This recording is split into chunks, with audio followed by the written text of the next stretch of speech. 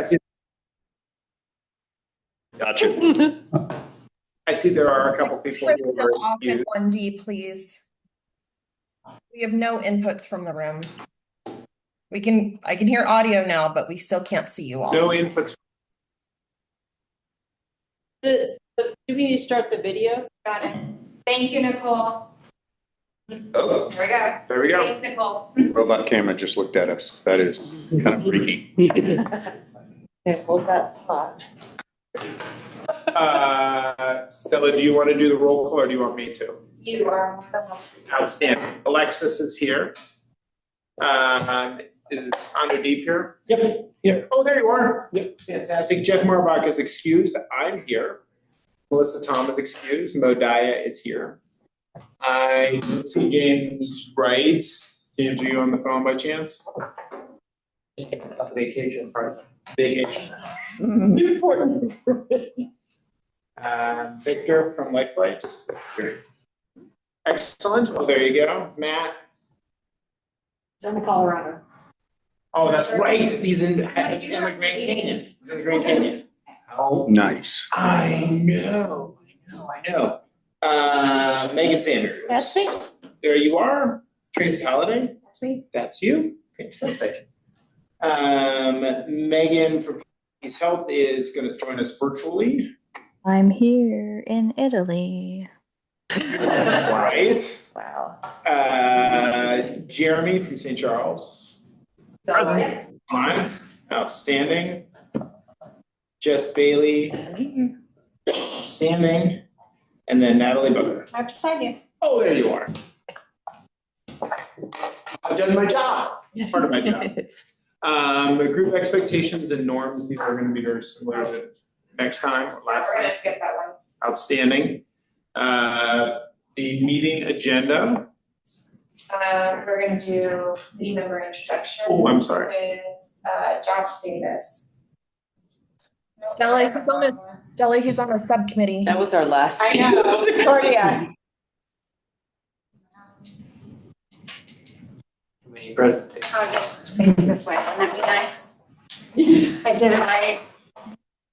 I don't know how I. All right, I think I'm on the wrong one. I apologize, everyone.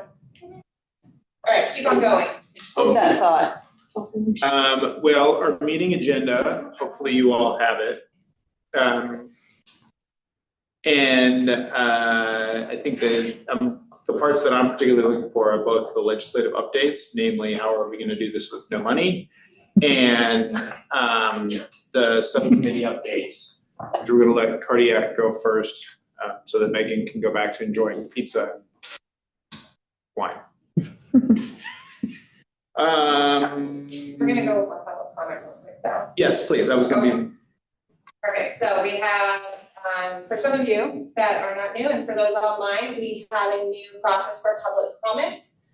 This is the QR code that will also be placed in the chat. We also have a sheet over here, next to me that for those that are not appointed committee members, if you would like to have a written comment or at the end, we will have an opportunity for people to actually speak. For those that are public, and not appointed committee members, we request that you do not place anything into the chat as this is a public meeting and your opportunity to speak will be at the public comment period. So, new process. Thank you. I'll also just add as a reminder, for our folks who are appointed to one of the subcommittees that met this morning, but are not appointed to this afternoon committee, you are considered public for this meeting as well. So just as a reminder, it truly means the 15 people appointed to the main time-sensitive emergencies committee. If you attended a meeting this morning and have something to add, you will have to go through the public comment process. Thank you, Nicole. And go back up one as well. Here we go. We do OHA staff introduction since we did roll call. So Stella Rauschscott, committee coordinator, and I'm going to go to David. David Lehrfeld, EMS Medical Director. Dana Silver, State EMS Program Director. Adam. Adam Wagner, EMS Program Manager. Albert. I'll remote EMS research analyst. Madeline Farley, I'm program coordinator. Nicole Perkins, EMS program administrative support for the committees. Peter. Peter Geiser, informatics research analyst and data team lead. Thank you. Rachel. Rachel Ford, EMS for Children program manager. Thomas.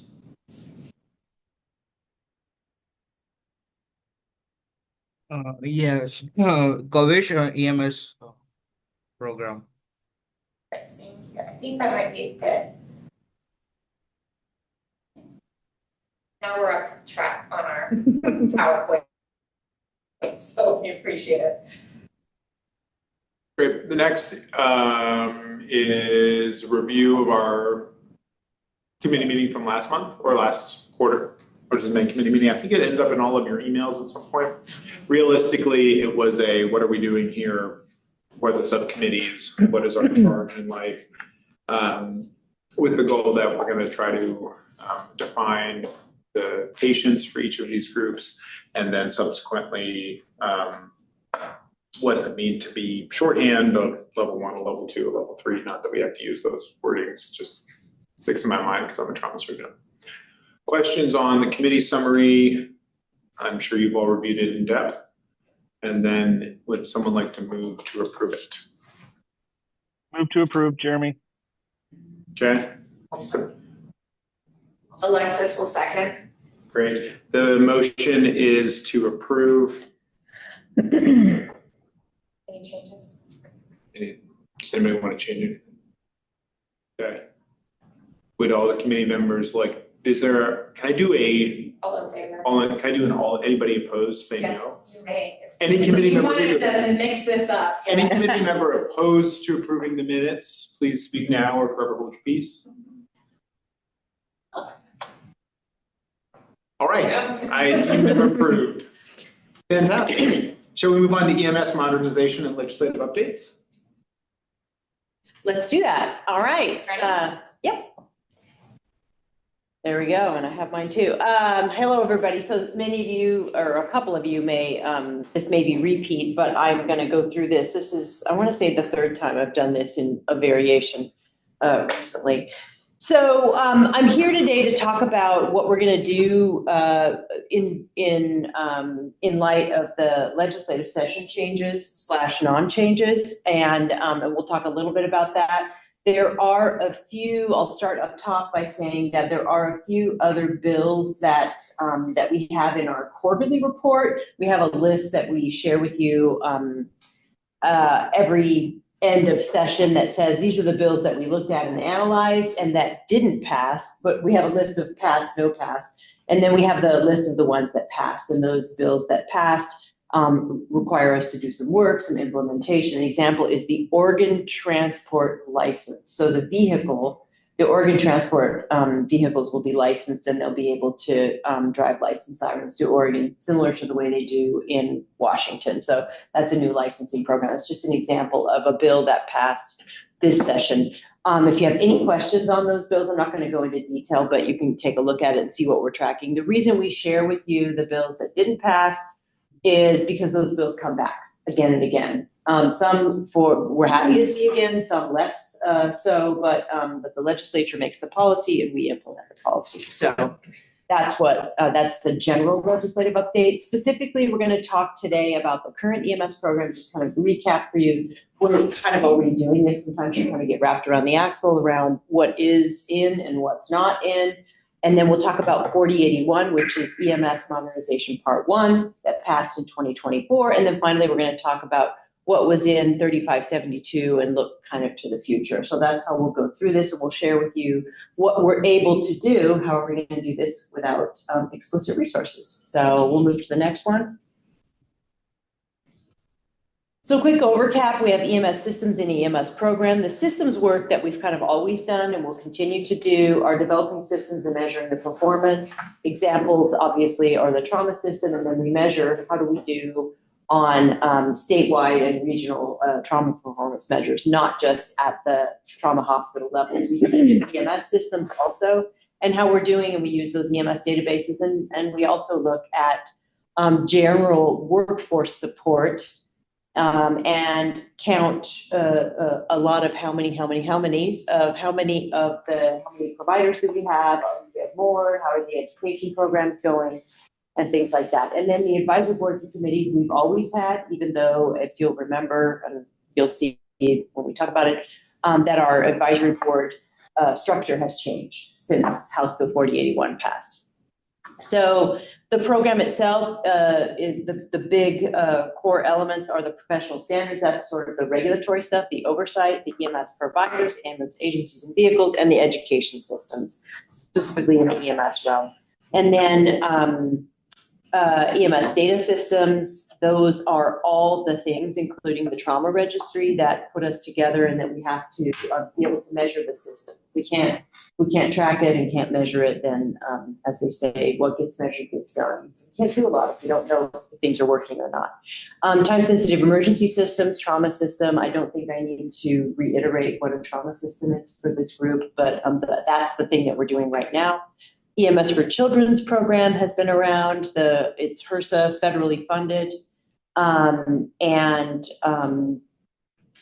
partly general funded, and that will continue. It has been and will continue to be in some form. Emergency preparedness is another thing that we do that it's not super explicit in our statutes, but it's something that for a disaster, for an outbreak, for a fill-in-the-blank emergency, or even preparation for an eclipse or a big event down in Eugene or one of the college towns where there's tens of thousands of people, how do they prepare for that? And sometimes we have to work at the state level to either get ready for it or respond to it. So we work with our public health ESF 8, Emergency Support Function 8 people, and then all of you all around Oregon. So that is us in a nutshell. I'll move to the next one. So the things that we're gonna do in lieu of, so we have a little bit more time. House Bill 3572 did not pass, and we have some time to, our runway is a little longer, and that's kind of the way I'm looking at it. And we'll talk specifically about the 4081 things, but other things that we kind of have on our list of things to do that we really need to turn our attention to with the little bit of the timeline pressure taken off is continue to look at our EMS data quality. We have some Oregon Department of Transportation funding for the data systems that they are working to make sure that our data quality is as good as it can be, and so that we can rely on using it. I don't know how many meetings I've been in when we've gone to make a decision, not just in EMS, where the data is questioned. And I think every time you look at data, it's questioned. And the higher the quality and the more you can answer those questions, the less you have to dwell in, oh, that's not how we see it, or that's not how we interpret it. So data quality obviously is really, really important. The trauma registry transition from vendors, from our ancient, adorable vendor from the 1990s to a modern vendor.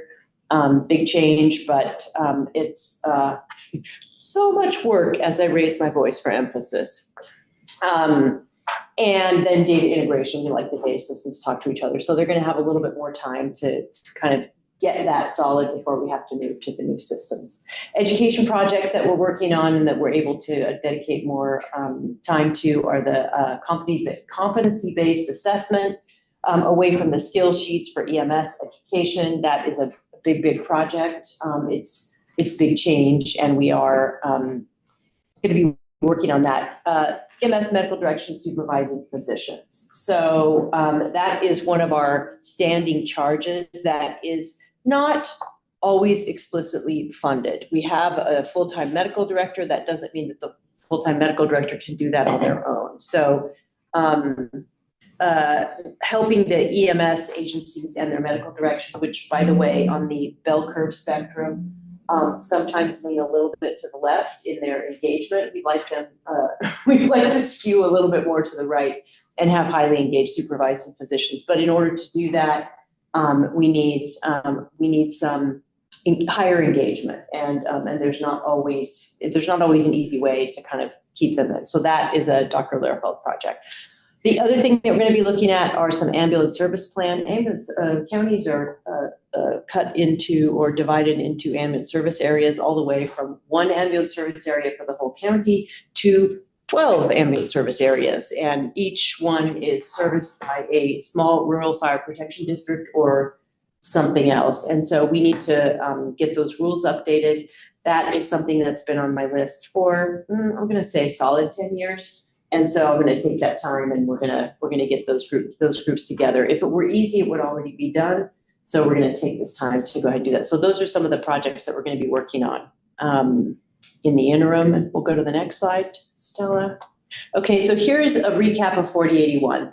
The board and committee reorganization, the time-sensitive emergency systems expansion from a trauma-only system to more than that. The regionalization expansion is really from a ATAB only to a regional EMS advisory board system. The integrated data systems were part of it. There's a lot in that definition. I'm just going to leave that there, but that the data systems can talk to each other, and that as we bring them on, the new ones on, to make it as convenient for you and us as possible as entities that have to report into those systems. So that means hoovering up automatically data as much as you can and putting it into those systems and having them talk to one another. Sounds super simple when I say it like that. Isn't always so simple, as you know, because there's OHSU, there's Legacy, and there's Providence, and everybody else in between. So everybody has their own system. So, and then of course the biennial reports, I just kind of put that there because it is a big way for us to communicate not only with our advisory boards, but with elected officials and the community at large. So we'll skip to the next one. Okay, so we've as a team, we've taken a look at what we think we can do with the resources that we have now and what we think we probably can't pursue. So that's kind of what we're going to look at. And this one is obviously we'll continue with the EMS board and advisory work. We're still going to meet. We're still going to do the next bullet, which is the system design, designing those or defining / recommending the patient definitions. We're going to set those standards. American College of Surgeons is the trauma standard. We'll be looking at what cardiac and stroke will be, recommending the process by which we confirm that those hospitals are meeting those standards. The system for the trauma hospitals is obviously that our team, our OHA team, either engages with external surveyors and helps you do that preparation. So that's what the system looks like. We do the work partially, or we accept an American College of Surgeons verification in lieu of our visit and our review. So that's one way to do it. There are other ways to do it. So for stroke and cardiac, that might be different. And so we're going to be making recommendations within the system design process. The other thing is the corresponding data systems. Which data system is going to be the best for the thing, for the patient definition, the standards, and the process to go along with it. And then we will draft administrative rules. Those are sort of the instructions for those of you in the trauma space, the 200 rules, right? The rules that say when you have to submit stuff, how the whole sausage gets made, and then the instructions, the exhibits 1 through 4, which are the exhibits that tell you what the requirements are, what the triage standards are, and the like.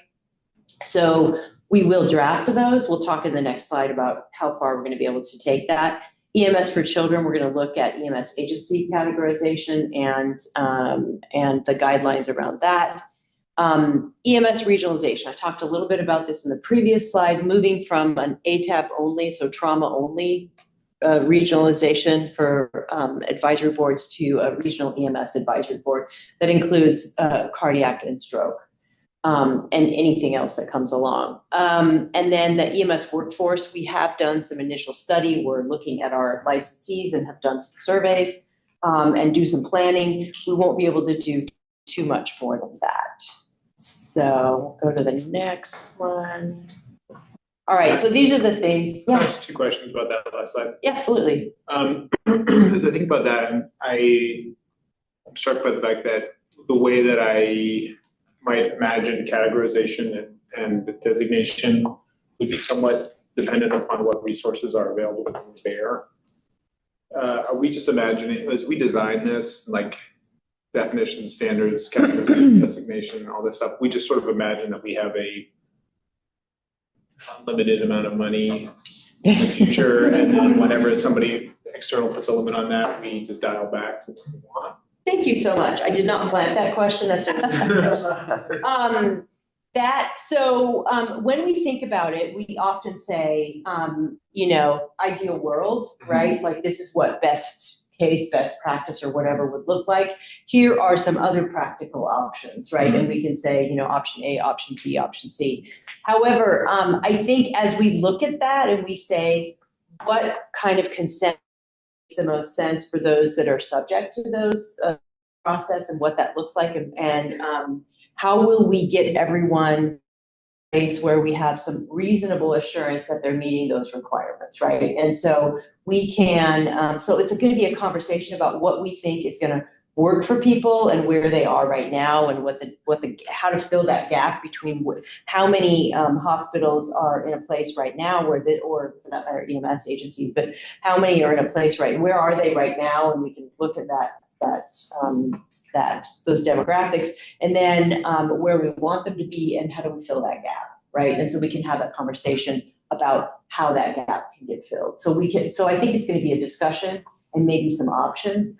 I was going to say this at the end, but this is a good time to kind of throw this in for you all, is the more we do specific design and make specific recommendations, when the legislature does come back to EMS modernization to fund us and to do the things, because we will keep reminding them that we have this unfunded mandate that needs to be somehow resolved, right? And they know this. We can communicate more clearly and we can be more specific about what kind of resources we do need. So the more we have from a recommendation from expert advisory boards such as yourselves, the better off we are to have that conversation with the legislature and to give them that fiscal impact and to say, this is what we are recommending. And the collective we, not just OHA, obviously. And so that's a better position to be in, as opposed to when they passed 4081, it was all a twinkle in somebody's eye. It was an imagination of what it might be. It was all very in the maybe space, and now it's in the probably we think this is the way it should be space. So does that answer your question? Okay, great. All right, and here are the things that we think we're gonna probably have to hold back on. So the Behavioral Health Advisory Committee, we had some initial conversations about how we're gonna form and do that. We really do not have that expertise in-house. Even if we ended up developing that expertise and saying, oh, this person's going to transition to that, we'd be taking them away from something else essential. So we kind of can't do that. So we're going to have to hold off on that. The long-term care and senior advisory committee, we're definitely going to hold off on. In addition, that the existing long-term care and senior advisory committee that's over the Department of Human Services, it exists right now, and we participate with that. The sunset has been delayed. So that means that's the lifespan of that existing committee, which was going to come to us in 2027, has been expanded. So we're going to hold off on that. And then the implementation, this is the key part, the TSE implementation, adopting those rules and saying, as of X date, hospitals can voluntarily participate and start to become official stroke centers at all these levels, cardiac centers at all these levels. That won't happen until we have additional resources, because we really can't manage that. Even if we had a minimum thing where people handed in their certificate that said, I'm a level X, stroke center or whatever it is. We don't even have the resources to do that. So that is still quite a bit of work. And so depending on what is recommended, we will share that with the legislature and say, this is where we are, and this is what we think is needed. And so not only through the OHA, but also through many of you belong to organizations that communicate directly with the legislature and those work groups and that kind of thing. So it will come from various areas, but we can't implement it. We can't, implement that. We can't figure out, we can't buy new data systems because it costs money and even, it's not even the price of the data system, it's the price of procurement. It's anybody who's ever procured an IT system, it's so fun, unless it's truly off the shelf and there's nothing else that, you can choose, but it's still a lot of work. The EMS for Children Hospital Emergency Department categorization, they're called recognition, right, standards. It's all voluntary, by the way.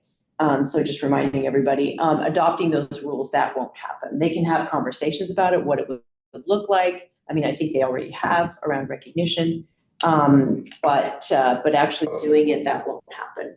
EMS regionalization, the transition from ATAB to REMSAB right now, the ATABs, we have a lot of terrific hospital-based and regionally based EMS and others who are doing this in the amateur space, but it's probably not going to be enough to just expect everybody to do that.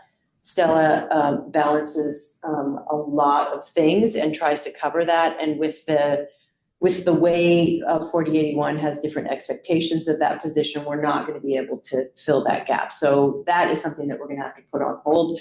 There probably will be 1 or 2 regions that want to kind of test that out. We know that some have already invited, in anticipation, stroke and cardiac partners to start thinking about that. We can design it, we can think about how it looks, and we can test it out a little bit, but we can't really implement it until we have some additional resources. There's a grant and incentive systems for EMS and also for the EMS centers, which is kind of now what trauma, stroke, and cardiac are called, EMS centers even. Yeah, it's a statutory thing. Let's look away from that and just think trauma, stroke, and cardiac centers.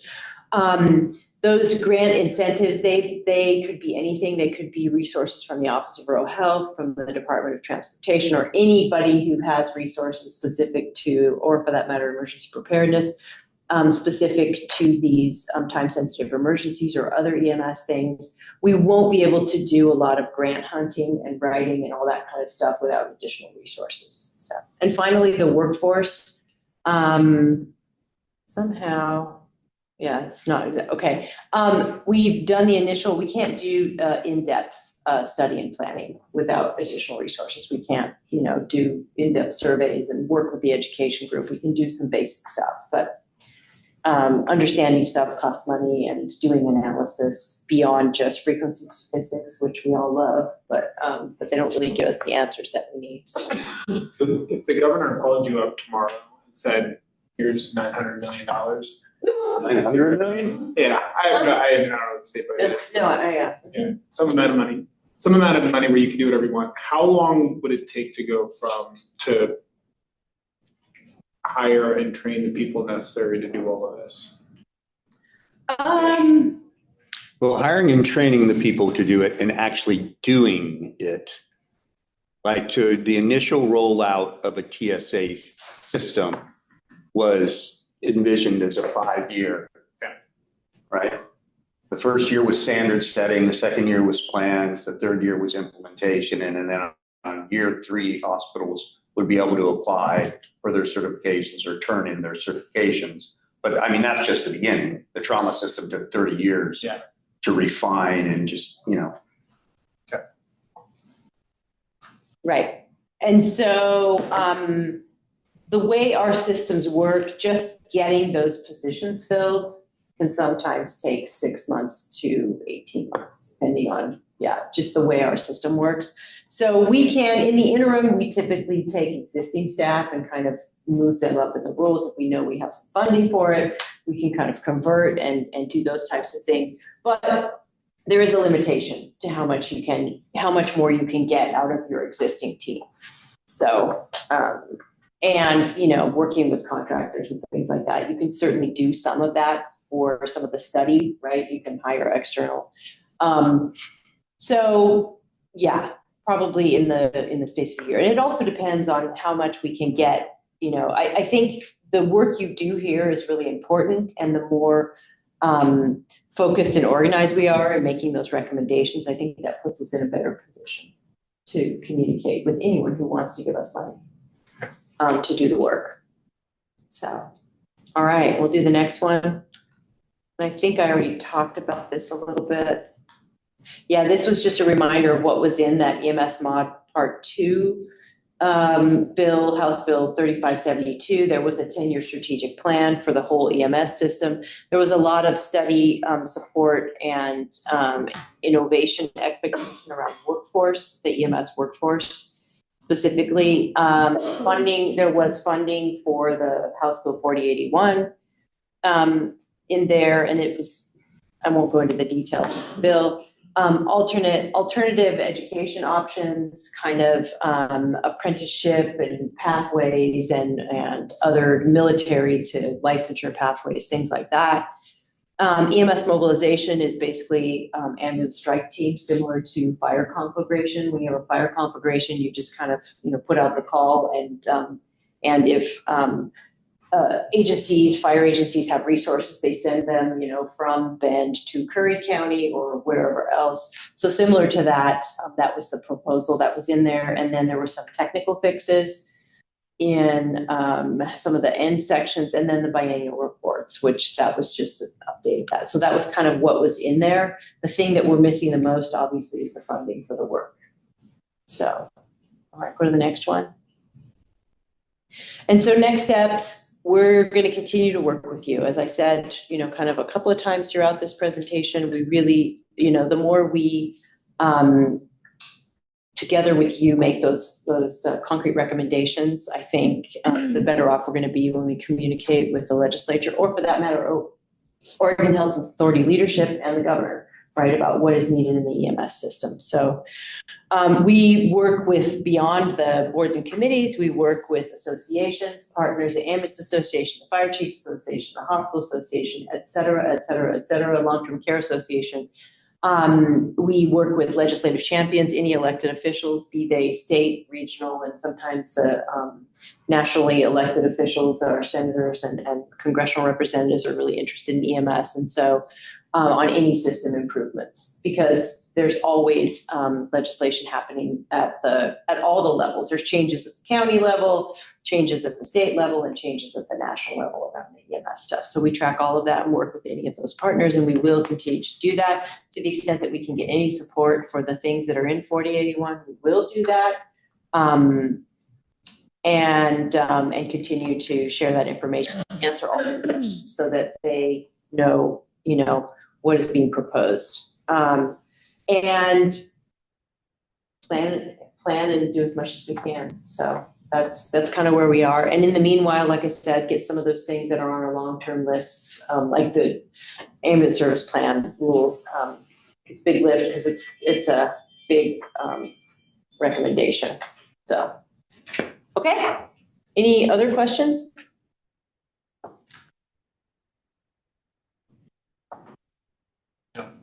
So go forth, do good work, and make some recommendations. Yeah, and let us know what you need. Set standards, then make plans. Well, plans are different. Yeah. Thank you for the update. I think that's important for us to keep in mind as we think about the next agenda item, which is the subcommittee updates. Excuse me. I'd like to start with the cardiac subcommittee. Megan is going to be presenting virtually, and then we'll do stroke trouble. All right. Hello. Can you guys hear me okay? We can. Excellent. All right. Well, we just had our sub cardiac committee here this morning, or this evening for me. And we did two things. So one, we really talked about what the definition of our couple of patient populations are.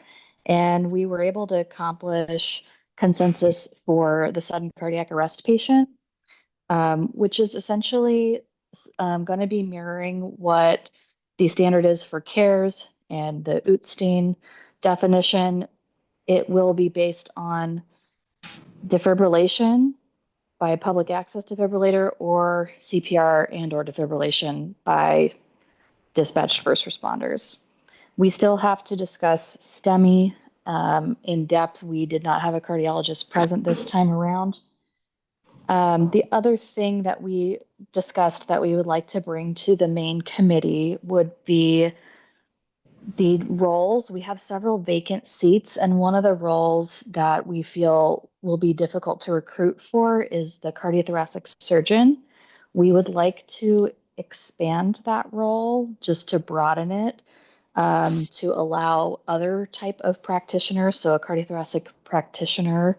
I believe there will be some wordsmithing around that, but essentially the goal is to be able to broaden it so that if there's a CT PA or an ICU intensivist that specifically works with open heart patients, that we would be able to have a wider recruitment strategy. Those are my main updates. So Megan, the patient population, step one is the sudden cardiac death or sudden cardiac arrest. And that's making sure I understood. If they get defibrillated or they get CPR in the field, either by bystanders or by EMS, and that's the definition of that group. So defibrillated by bystander or EMS or CPR by EMS. Got it. The CPR would have to start by EMS. So just bystander CPR doesn't rule them in unless EMS continues the CPR, then they're ruled in. Understood. And then STEMI definitions TBD.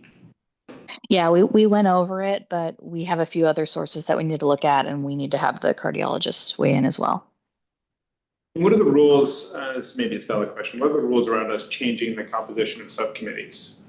So you as the committee are able to make the confirmation of change as long as you have a consensus of the group.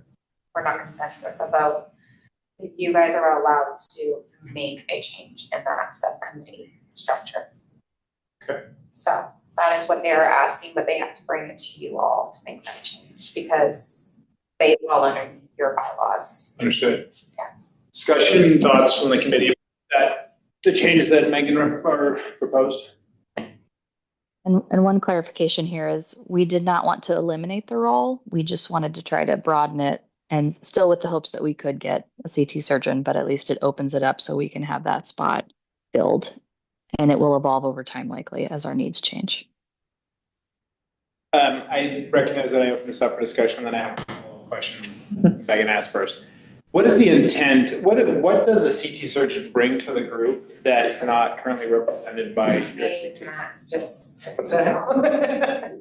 Yeah, this is what we spent a good amount of time talking about. Proverbial can of worms.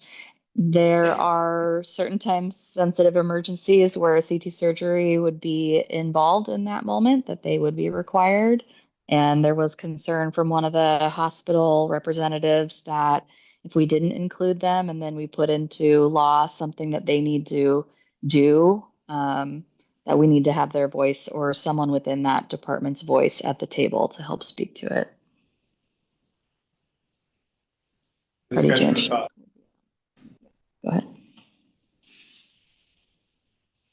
I promise I won't tell anybody. No. So it's a changing space. I think that's what we have to be thoughtful of. That there are now support devices, particularly such as implanted devices that are being placed for cardiogenic shock. They're often being placed by cardiothoracic surgeons. So that's the time sensitive piece that came up as a example. That was another one that's come up is and if we do ECPR, for example, in the community, both or you do some sort of basis, that's probably going to be one where they're more involved. Although in general, it's a team approach, as we've talked about in most places. It's going to be a combination of the interventionalist plus some other subspecialties. And I think many of these really sick patients that have been in a cardiac ICU, some places have a special, a cardiac ICU like we do in OHS. Not everybody does, but so the concept was really to not completely eliminate it, but to keep it in mind of what is happening. Did I get that right, Megan? Yes, that sounds correct. If this group comes up with recommendations, or when they do, and they bring them forward, and we're taking them forward for about what we're going to do, we have to socialize those anyway with the community, don't we? So that would also be a second chance for a cardiothoracic surgeon at that point to say, hey, would you overview this and see if you have any thoughts at the last minute? So it's not like you're saying no to that input. We would have a second round to have someone and say, hey, this is going in place. You better look at it because it's going to impact you. Do I see that correctly? Is that how I'm not sure who's roll? speaking, but I really appreciate that comment. Sorry, it's Natalie. Yeah. Natalie. So I want to answer that in a generic way. When you make recommendations for standards and then those standards are accepted by the MSAB, they have to be made into rules. Mhm, And there's a public rulemaking process mhm. at that point. So there's several layers. It goes from the subcommittee to here, it's vetted here, it goes to the MSAB. The MSAB approves it, then it's sometime in the future, it goes into rulemaking to become canon. And yeah, the Secretary of State has a whole public process for that. There's a lot of time to vet what is decided. There's a lot of steps. Right. And we obviously want to have it before we get to the public hearing, because that part, it's really in the Rules Advisory Committee at the very latest that you want to get that input. Preferably at the subcommittee level so that it can kind of flow through here and then up to the MSAB. It would be good to have that, but there are other ways of getting that input. Make sure that we're not building a system about people without them. So that would be bad. Can I just clarify the ask one more time? So is this that we had intended to have, oh, sorry, it's Jessica Bailey, pediatric emergency medicine. Just to clarify the ask, is this a position on the subcommittee that we have had trouble filling and we're trying to expand who might fill that role, or like we are currently missing someone, or this is an ask to add an additional person that wasn't eventually intended, the first one? Not adding an additional person. This is to take the current title of cardiothoracic surgeon and allow it to be maybe a different role that's in that field that's very related to try it and expand recruitment efforts. Thank you. Does it have to be only CT surgery or cardiac ICU physician or Yeah, that's a else? great question. That got brought up as well. And so, yes, it could be an intensivist or someone that is directly dealing with these patients.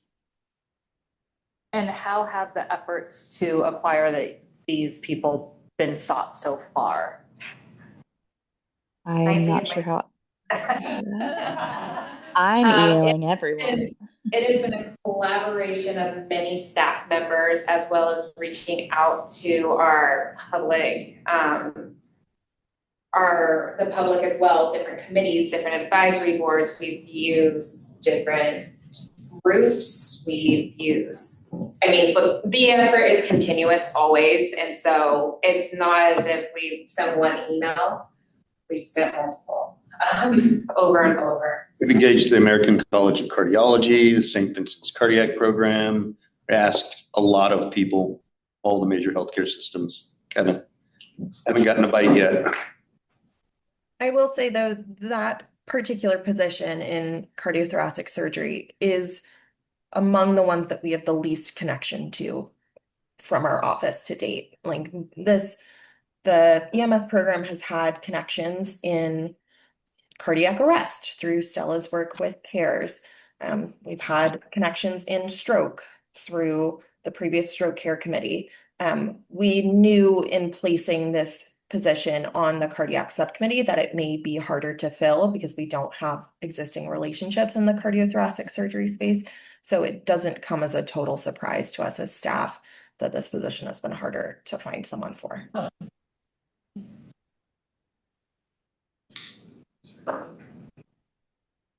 Probably not. Sorry, guys, go ahead and speak up. So remember, Megan's in Italy. The question, go ahead. No, I was thinking about the other committees and specialties. Go ahead and say. Sorry, it's Victor Walco. I know that voice. I guess I was looking to the other subcommittees to draw a parallel. So if there was an opening for a vacant trauma surgeon position, for example, would there be an equally acceptable to have like a trauma PA or advanced care practitioner, a nurse fill in that role? in place of. I think it depends on how the This role is Alexis Morin. Sorry, this is Alexis Morin. I think Thank you. I think it depends because I think advanced practice providers are used differently throughout different hospitals in the state. So it would depend on the role that they fill and if it's encompassing enough to understand the intricacies of what that is. And so I would say not everybody, in my personal opinion, would have the requirements to fill that role. I don't know if Mac, you agree or disagree with me. Yeah, Zach, I would tend to agree with that, which I think what we're doing, the work of the subcommittee is to define standards for the entire state. And I think it's difficult to put an APP in that position. I would be personally supportive of expanding the definition from cardiothoracic surgeon to cardiothoracic surgeon, cardiovascular intensivist, cardiac interventionalist, something along, like, I'm somewhat neutral on the words, because I think that will be I suspect, but cannot prove, that the likelihood we recruit a cardiothoracic surgeon to go to one of these meetings approaches 0%. And it is better to have somebody with that input than an empty vacancy for years. That was brought up. And I just want to address, this is Dan. Go ahead. Yeah, Victor's point to, is there an analog on the cardio or on the trauma? Could we fill a trauma surgeon position with someone else? And I would say not typically, not typically, because they are really specific and they've been in place and been defined for a while. If the trauma subcommittee and then this subcommittee wanted to recommend that, then that would have to be really explicit. So right now, a trauma surgeon can't be filled with anything but a real trauma surgeon. And I will say, for your perspective, we have changed neuro and ortho over time on the formerly known as the State Trauma Advisory Board. So things have been changed over there because we just have found it's not as useful, and B, we can't get them to come to meetings, even though we could recruit some of them. So we have made changes to positions on all of our committees over time because we decided we needed somebody from dispatch on the state EMS advisory committee. So we made sure that we got that. So things do change over time. And what we really want for the cardiac program and even the stroke is that we have those patients coming in. It's a time-sensitive emergency. They're coming into the system as cardiac emergencies, not regular, like there's regular cardiac and then there's cardiac emergency type care. And we want to make sure that that full spectrum of care is represented in the system that we design, and we get input on that. So, and there are a couple ways to do that. And one of them is to recognize that we understand that 0% and we raise you 0%. So we see that, and so that was really where the conversation came from. Megan, back to you. Sorry, I just wanted to add one more comment that we have a role for cardiologist and we have a role for interventional cardiologist already. So it's not like those two would be out.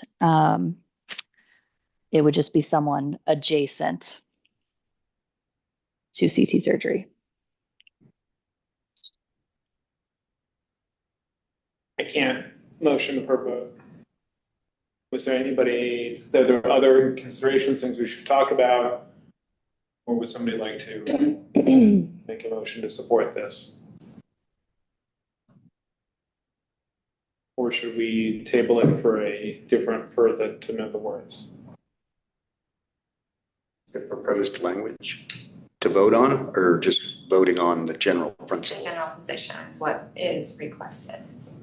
Expansion, yes. From our perspective at OHA, may I just make insert a preference? If we had the increased flexibility, we could recruit between now and November. So, hello, members, you want to make a motion, it would be helpful to us, because if we wait to even decide on what this expansion of position is, then you start recruiting in November, right? And in the meanwhile, have this empty, somewhat low hopefulness level position.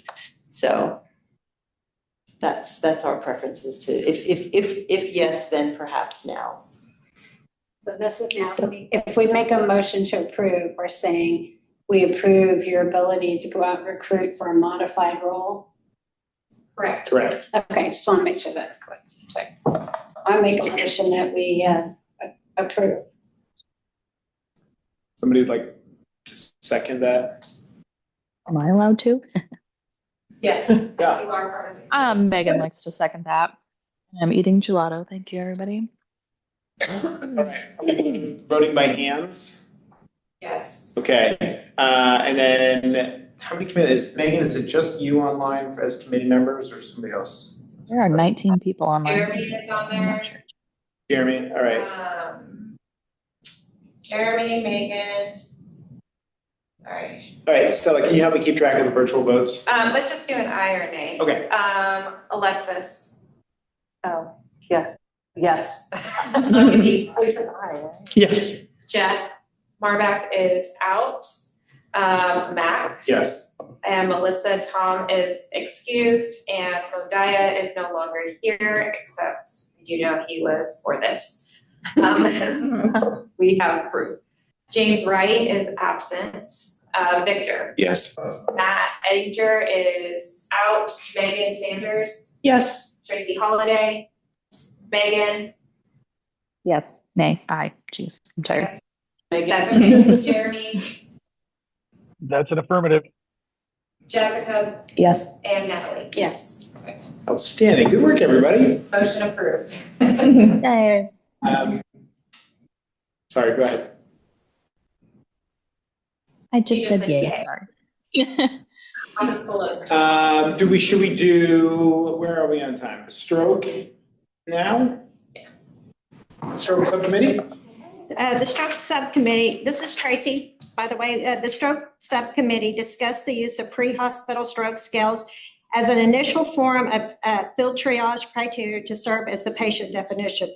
Their group did not reach a conclusion on which scale to recommend, but do agree that the scale chosen needs to be a nationally validated tool, and that the fairly extensive conversation on the benefits and the drawbacks of certain options, given the variations in severity and sensitivity. In particular, scales that have neuromatic scoring would be advantageous. The group wants to remain sensitive to differing needs in the rural and urban communities, and the EMS providers need to be able to quickly and intuitively deploy the chosen scale in the field. The discussion narrowed to the couple of options, and it is reasonable to expect with some additional comparisons and research, a recommendation will be available made on the fourth quarter. Okay. Which ones are you deciding between? So we've narrowed it down to the pre-hospital, the LA, PASS, Cincinnati, FAST, and BFAST. And then on the severity scale, so there will be two, is the LA, the CSTAT, the VAN, and the RACE. Okay.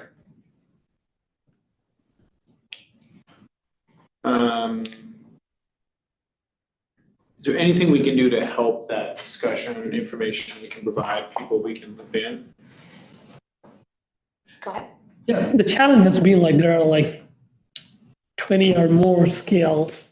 So coming down to 4 was a difficult task by itself. Okay. So I think we should have a final probably in the quarter. Okay. Just trying to look for that has good sensitivity and also specificity for severity as well as screening as well. So just some research needs to be done about it. Since we narrowed down from 20 plus scales to 3 or 4, I think it would be easier this time. Do you think, this is maybe a discussion point for the larger group, but I would perhaps let the two of you comment on first. Do we need to define a single scale I'm conscious of the 80-20, right? You know, like you can get 80% of the data, now 20% is very, very difficult. Do we need to define a single scale for the state of Oregon? Or could we give the REMSABs 3 options and say, hey, you need to define stroke patients by one of these 3 scales. Dear REMSAB 1, you have to make up your mind. The interesting thing is the 3 scales that we chose is actually a modifications of combining 2 different scales already. So it's a BFAST. BFAST is a combination of Cincinnati pre-hospital stroke scale plus Los Angeles motor scale. So basically it's a combination of 2. So giving all the 3 is basically saying that it's just an overlap of the same thing. That's the reason why if we narrow down to 1 scale, which is a combination of 2 scales in it by default, that will be easier, especially from the training perspective for the EMS. Got it. Your position is BFAST. Yeah. There you go. Literally and figuratively. Yeah. Jeremy has a question. Yes, please go ahead. Yeah, I'm just curious, have we done any research talking to these major neurologic centers that do the stroke stuff? Like, what are they currently using? Because we are currently using BFAST in Central Oregon.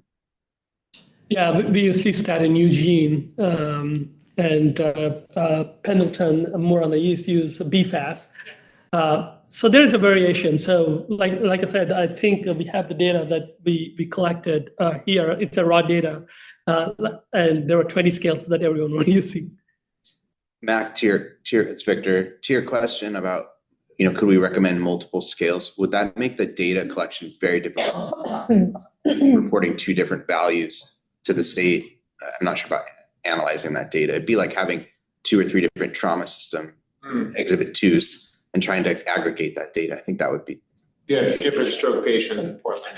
In fact, I think in the next slides, you should have all the raw data. It kind of negates the whole point of, right? Because if a stroke, but that, I mean, that's what we have now. Like, is a stroke patient in Eugene the same as a stroke patient in Pendleton? Not really. We're trying to get to the point where it is. Exactly.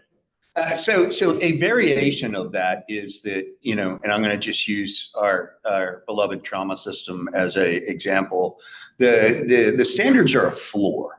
Like, you can't go less than the standard. So our field triage criteria, you can't do any less than that. But if you have data to show that you've got a specific problem because you're in, say, the sand dunes or something, and you want to add to that, we do that regionally in our trauma system. We just don't do any less. So we were talking about like with FAST and BFAST. BFAST is just adding something to FAST, right? So if you set FAST as a floor, BFAST, could be regional. But so there's some variation, but just let everybody do their own thing. I mean, we're already there. We could just all go home. So that's what we're doing now. Free some afternoon. All right, I thank you. I think that makes a lot of sense. So I imagine that narrowing from 20 some odd scales to 4 is a huge amount of work. And then picking that last one is going to be very difficult. But it sounds like the recommendation from our committee, from the main committee, is much work is going to be in Q4. We actually want you to do that. And I'm sure somebody will be unhappy about that because they don't get to use their favorite scale. But our goal here is to take those, do the research and go from there. Outstanding. Yeah, rather than just saying like, oh, this is better, we put the numbers out there, and this is the reason why we are choosing is what we're going to show them. Right. And the rationale, and utility in the pre-hospital setting. Right, and I think it would support choosing one if you have that oomph behind it, just to use a very technical term. If you have that, then communicating the change to those that do need to change is a little bit more, a little bit less painful, let's say. Right. Yeah. So technically, you could have more than 1 scale. Practically, not recommended. Not a great idea. Yeah, I think I, as a committee chair, and I would perhaps ask the committee to support this recommendation that the stroke subcommittee picks a single scale. We don't have to A single scale pre-hospital, because we are getting, a single pre-hospital scale. Yes, a single pre-hospital scale as it comes to patient definition. Because there is a layer of severity scale as well on top of it, so that we capture the large vessel occlusions for thrombectomy capability. Yeah, perfect. Other questions about the stroke subcommittee work? Thoughts? Vacancies. Oh, vacancies. We do have a stroke neurologist, primary stroke center vacancy. We do have the EMS supervising position. We do have interest, but we do have that open. The patient advocate, educator, and injury prevention coordinator is also open.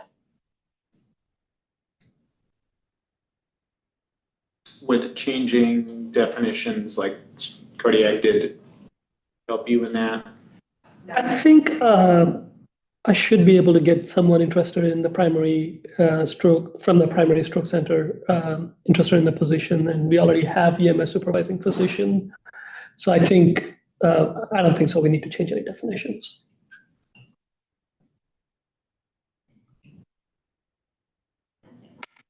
Thank you. You did a great job this time. Trauma. Yeah, we had a good meeting this morning. Lots of discussion about bringing some of our data sets back, which I'm excited about because when you go on the website, I think the last year was 2014, if I'm not mistaken. So it's good to start seeing some new data come out. We did spend a lot of time discussing the definition of a trauma patient, which I was told by Stella that this will come up in a conversation later in this meeting, so I won't bore you now. But yeah, there wasn't a whole lot of new stuff. Great. Other thoughts, concerns, issues, challenges?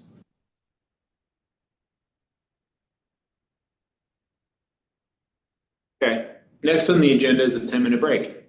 Oh, it says 10 minutes on the piece of paper. Yeah, it does, you're right. Do we want to do 15? No, let's do 10. Let's do 10? 10. Okay. 2:16. Ready, set, go. You have cookies, there's also if someone hasn't had lunch, if you do have stuff available. Because I didn't eat breakfast or lunch.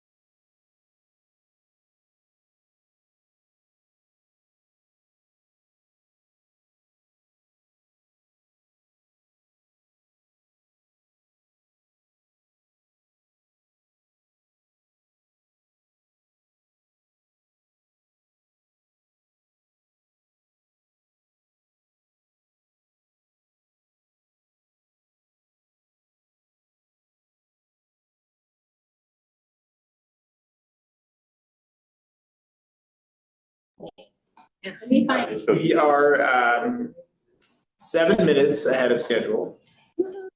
And now it's David's turn. Defining the patient.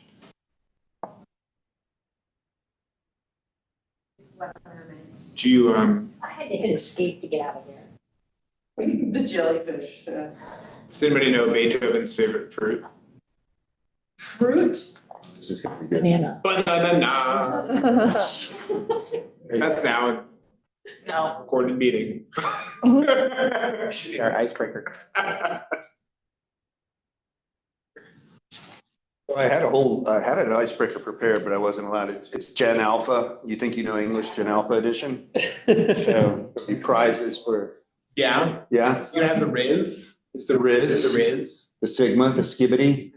Yeah. I No asked my cap. son what's No Cap, no cap.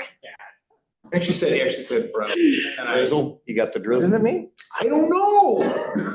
And then I showed him this sticker on my phone and then he rolled his eyes and walked away from me. Oh, So I kept mid.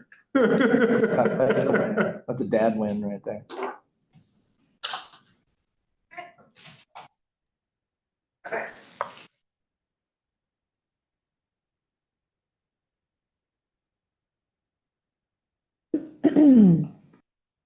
David, pick me up. Yep. David. Oh, am I up? Okay, next slide, please. So, this is similar to what the subcommittee saw. Just for any new members about what we're trying to do here is build time-sensitive emergency systems, primarily cardiac, stroke, and trauma.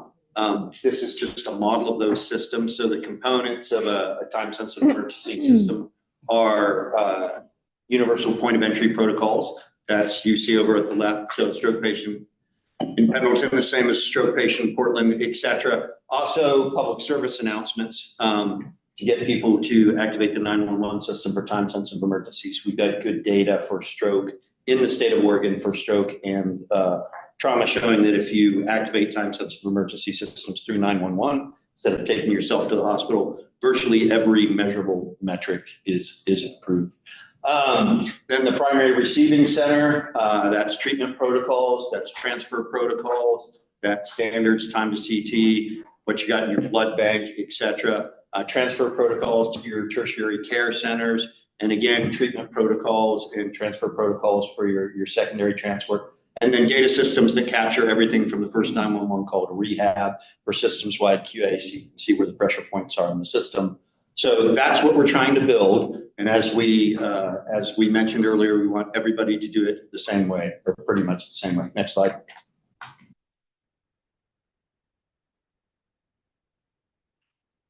So how do you build these systems? These are the components of building. You start with state standards, right? And that's what we're doing here. We're making recommendations for standards. Standards get turned into administrative rules. Administrative rules get turned into regional plans. Once regional plans are made based on what resources are in that region, how many hospitals, what level hospital, how many EMS systems, hospitals can go out and get their certifications, be level 1 trauma centers, primary stroke centers, et cetera. Once it's known what resources are getting certified within the region, you can go to implement the regional plan, and then there's ongoing systems measurement, quality improvement going forward. Right now, we're at setting state standards.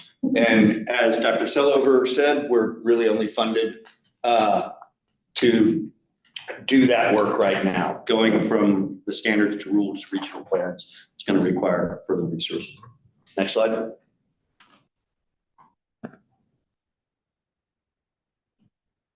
So as far as state standards, I'm going to use our trauma system for an example. On the left, there's universal point of entry protocols. These are field triage criteria. In the middle, there's the gray book, resources for the optimal care of the injured patient. These are the hospital standards. And then there's data standards. And these things are called out explicitly in the statute. They say you will define patients, that's on the left. They say you will find hospital standards, that's in the middle. And they say you will identify a national data standard, that's on the right, national trauma data standard. Next slide. So we're trying to find the equivalents of these for stroke and cardiac. Well, and we're gonna start with trauma. And we're gonna start with trauma. We did like 40 years ago.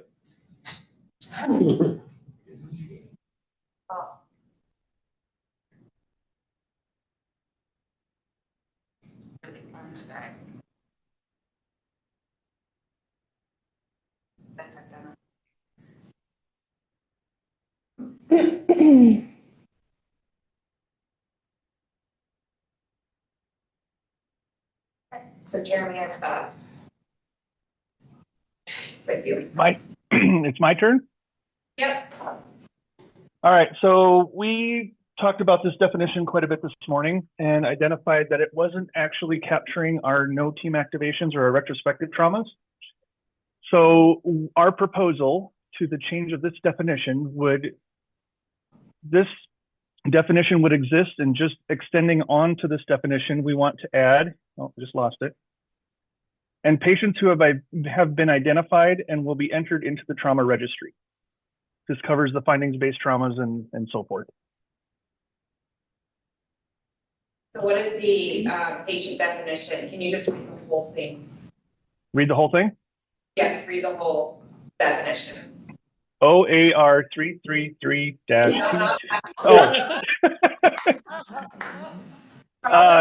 So trauma patient means a person who at any time meets field triage criteria for inclusion in the Oregon trauma system as described in Exhibit 2 or the hospital's activation criteria as set forth in Exhibit 3 of these rules, and patients who have been identified and will be entered into the trauma registry. The intention of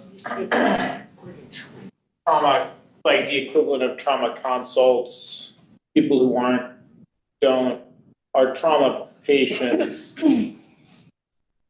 but don't meet the field triage guidelines. Correct. So it just helps capture the consults and the no activations and the retrospective ones that walk through and don't get identified, which hopefully isn't happening that much. Don't remember Exhibit 3 off the top of my head, but I presume from the wording suggestion that does not include, those patients are not included in Exhibit 3. No, I think Exhibit 3 is right on the screen. I think that's the current one. Thoughts, considerations, discussion. Do we vote on this? So what's gonna happen is the committee is making a recommendation of a couple of options. You can take the recommendation and accept it, and then take it to the MSAP, the TSC AC recommendation, or you could say, go back and work on it, or you can discuss it. Can we discuss and then make a decision about what to do with it? Can I charge somebody with taking a contrary position? What problems do we find with that? I can provide a little bit of history if that'll help the discussion. So, as you may recall, historically, Exhibit 2 and Exhibit 3 were just the same criteria that were put in a different order. And as we adopted these new field triage criteria, there was vigorous debate not to have that happen. And then we came up with new Exhibit 3 criteria, which was hospital activation criteria. There was also vigorous debate about whether to put findings-based criteria in there into Exhibit 3, which was thought to be too restrictive. So Exhibit 2's field triage criteria, the definition of a patient in the field. Exhibit 3 was not really about defining the trauma patient. It was about the hospital's response, right? How the hospital was going to respond to the notification a trauma patient was coming in. And then sort of the third thing captured here is trauma registry inclusion criteria, which is usually not in rule. It was put in the data dictionary, front of the data dictionary, which is a retrospective definition. So Exhibit 2 is a prospective. You're trying to predict EMS is trying to predict who a trauma patient is. Exhibit 3 is a hospital having a policy about how they're going to respond to the notification of that trauma patient. And then the trauma registry inclusion criteria was part of the National Trauma Data Standard. And it's not about, it's a retrospective, once all the ICD-10 codes are put in, are we going to put this patient in the trauma registry or not? So those are the three different things that are kind of being melded all into one definition. Do you want to make them separate exhibits? Do you want to make them the same? Do you want to put them in rule, or do you want to lead them as part of the data standard? These are all options. Traditionally, the inclusion criteria has been part of the data standard. That way you don't have to go into rulemaking, because the American College of Surgeons changes the data standard every single year. We have it adopted, but we don't adopt it in rule. We just adopt it by policy. And changing the definition as suggested would allow us to keep that data standard. Like, we wouldn't have to change this every time the data standard changed, but still include those patients in the outpatient definition. I'm not exactly, I wasn't in the trauma meeting, so Jeremy could probably speak to more of what the intent is here. Yeah, the intent to this was, there are a few hospitals that upload to TQIP that are not ACS verified. And we're putting hip fractures and stuff in the data registry, or the trauma registry. And so this would allow us to capture those patients as a trauma patient under the rule, because we are technically putting them in the registry as a hip fracture ground level fall. So I will, yes, absolutely, because I had this fight back in 2016. Hip fractures should be in the trauma registry, and I got smacked down on that one. And the very next year, ACS put them in the registry. Bring back the fight. I do feel vindicated. Bring back the fight. Thank you. It's nice to be right 10 years later. So I also would comment that the problem Jeremy's trying to address is that although we update the data standard every year, we have not updated the inclusion criteria, because there's always, it's the same issue every year, is that if you update the inclusion criteria, there's going to be more trauma patients. More trauma patients means more work, more trauma registry work. And that was the original fight, not to put the hip patients in the trauma registry. Is it's going to bring down the trauma system by the volume of patients that including them is going to. So one of these things could be addressed by simply updating our trauma inclusion criteria, which hasn't been updated since 2016.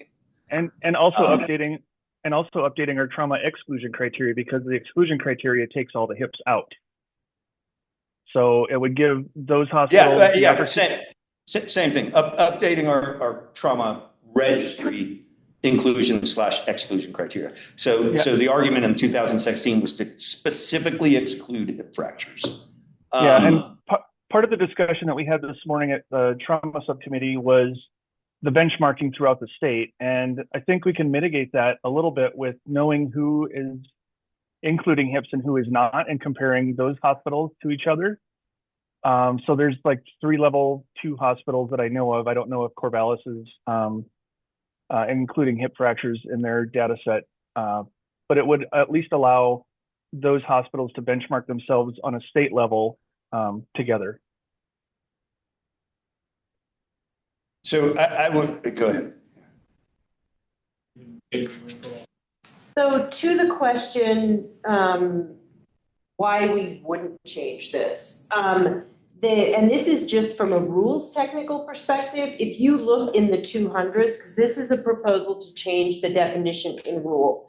Trauma patient is defined, and then, and I'll just explain to everybody in case it's not obvious, but when you have a rule and you have a bunch of definitions, that definition, that term should be used somewhere in the rule. A lot of times we'll find rules where there's a definition and it's never used, so we'll take it out, right? And it's really important to think about when you change a definition, how it's used throughout the rule, right? Is it used for, and this kind of connects to what David was talking about. There is more than one way to do what you're proposing, Jeremy, right? As opposed to changing the rule, because what we would have to do is do an analysis. There's 13 mentions of trauma patient in the rules. I'm not sure that this new definition would apply to every single time you use it, because in the rules, it's used in different ways. The existing definition does work, but adding that retrospective stuff you may not want that. So we have to do an analysis before we would change the definition in rule, because it might have some unintended consequences. So we can accomplish what Jeremy's and the trauma subcommittee is trying to accomplish without changing the rule. We can just bring the trauma data work group together and adopt a modern inclusion criteria on our next. So actually I think the ACS comes out with the National Trauma Data Standard is usually put out in October. We run it through our vendors. We try to adopt by January, and then the hospitals have 90, because there's 90 days in between when the data standard is changed and when it needs to start collected. So theoretically, we could make this change and get it going in the next 6 months. Yes. Yeah, I just had two questions. One, is there any way for us to physically Zoom this in, just because we didn't have this slide in our agenda, I don't think. And I'm not familiar with Exhibit 3. It would just be helpful to be able to see it, or if we could send it out later. Sorry, this is Jessica Bailey, Peds Emergency Medicine. I guess my question is clarifying, and I work at a level 1 trauma center, so I have the benefit of being at the highest level of care for this. But in pediatrics, right, if I have a patient that comes in, there's and not in the trauma system initially, I have the option of doing a retroactive trauma activation, in which we pull in the whole team, or a trauma consult, which is like a lower resource utilization. I believe the trauma consults end up in the registry. I don't know if you know that. They do end up in the registry. I guess for me, I'm wondering if that's a different patient population and whether we do want to include that in the data set or not. I have patients that come in that self-walk in and then are identified with a head injury per se, that then gets a trauma consult and gets included in the registry. But if we're including that in this definition now, I think that changes kind of like when we're looking at the data of mostly pre-hospital driven identification of trauma, right? I mean, those people never went through the pre-hospital system, and so should we be including them or not? I guess. So I would bring it up, but I'm pretty sure I know it in my head. So the definition, the trauma registry is a retrospective definition. So it's after everything is known. So it includes anybody that EMS activated, but it also includes anybody who has a injury diagnostic code within a certain range of injury codes. And then, so step 1, you were a trauma patient, either in the hospital or outside of the hospital. Somebody identified you as a trauma patient. Step 2, you had ICD-10 codes that were consistent with traumatic injury. And then step 3, you were admitted, died, or transferred. So you have to meet all 3 of those criteria to get in. So if somebody came in by POV and for whatever reason you ran them through the CT scanner and they got a grade 2 spleen and you're like, oh, that's a trauma right there, that'll come out in their diagnostic codes that they had that injury. And so unless you sent them home, they would be in the registry. Now, what we did in 2016 is they took all the diagnostic injury codes and they specifically took hip fractures and threw them out because there was the thought that was going to be putting the hip fractures in was going to bring the system to its knees. And we're only including patients in this that are admitted? Admitted, died, or transferred. Interesting. So I'm gonna, okay. Or activated. Or what? Or activated. If they're activated. Yeah, just the activated. Yep. Yeah, that's the pre-hospital part, the activation. Yep. So I guess that's the that's the piece that everyone was trying to vet out, and I do agree with Madeline that the findings-based criteria are the part at the beginning where it's at any time they meet Exhibit 2 or Exhibit 3. So obviously they're not going to meet Exhibit 3 later unless you're like calling a massive transfusion or something on someone that's coming back from a CT scan with an extravasating liver or whatever. Those patients are going to fit the criteria one way or another. They just want to make sure that the other coordinators wanted to make sure that we were capturing all of the patients that are going into the registry that may or may not fit in this group. And by adding that, it allows those hospitals that upload the TQIP to add the HIPs. That's the biggest change. But if we change our inclusion criteria to allow those hospitals that participate in TQIP, if that's part of the definition of our inclusion criteria, then that would solve the problem. So hip fractures have been in the National Trauma Data Standard inclusion criteria since, I want to say 2017, 2018. We just never adopted it as a state. And as a hospital that started doing it a couple of years ago, it is a big lift. Like it's adding quite a few patients. I think we added 400 the first year we did it. So it is a big lift for the hospital. So unless you've got great administrative support and are uploading to TQIP, like I can understand the challenges that it presents. But again, we just need to change our inclusion criteria to allow those of us that do put those in to include them. But again, the reason the American College of Surgeons put them in there's a growing body of evidence that hip fractures, patients with hip fractures benefited from trauma care. Yeah, this is Madeline. And part of what we were looking at, because when we're doing the survey process, we're talking about trauma patients and whether or not they activated or should have activated on a patient or should have included this information in the trauma registry, because we're reviewing their registry data, is this Oregon Trauma Data Standard Patient Inclusion Criteria, effective July 1, 2017, and it has a glossary to flowchart to ensure consistent data collection across the state. A trauma patient is defined as a patient suspected of sustaining a traumatic injury and meeting the following criteria. And then it goes through this and process and excluding process, and then it even has an algorithm of, did they have this? Yes, they go on the registry. Was it no? You don't go in. And so to help guide registrars as to whether or not they should be including that patient as a trauma patient per our rules, right? So this inclusion criteria is one of the, another place where we're defining what that trauma patient is, but those are diagnosis codes that come after you have done all of your assessment and diagnostics on that patient.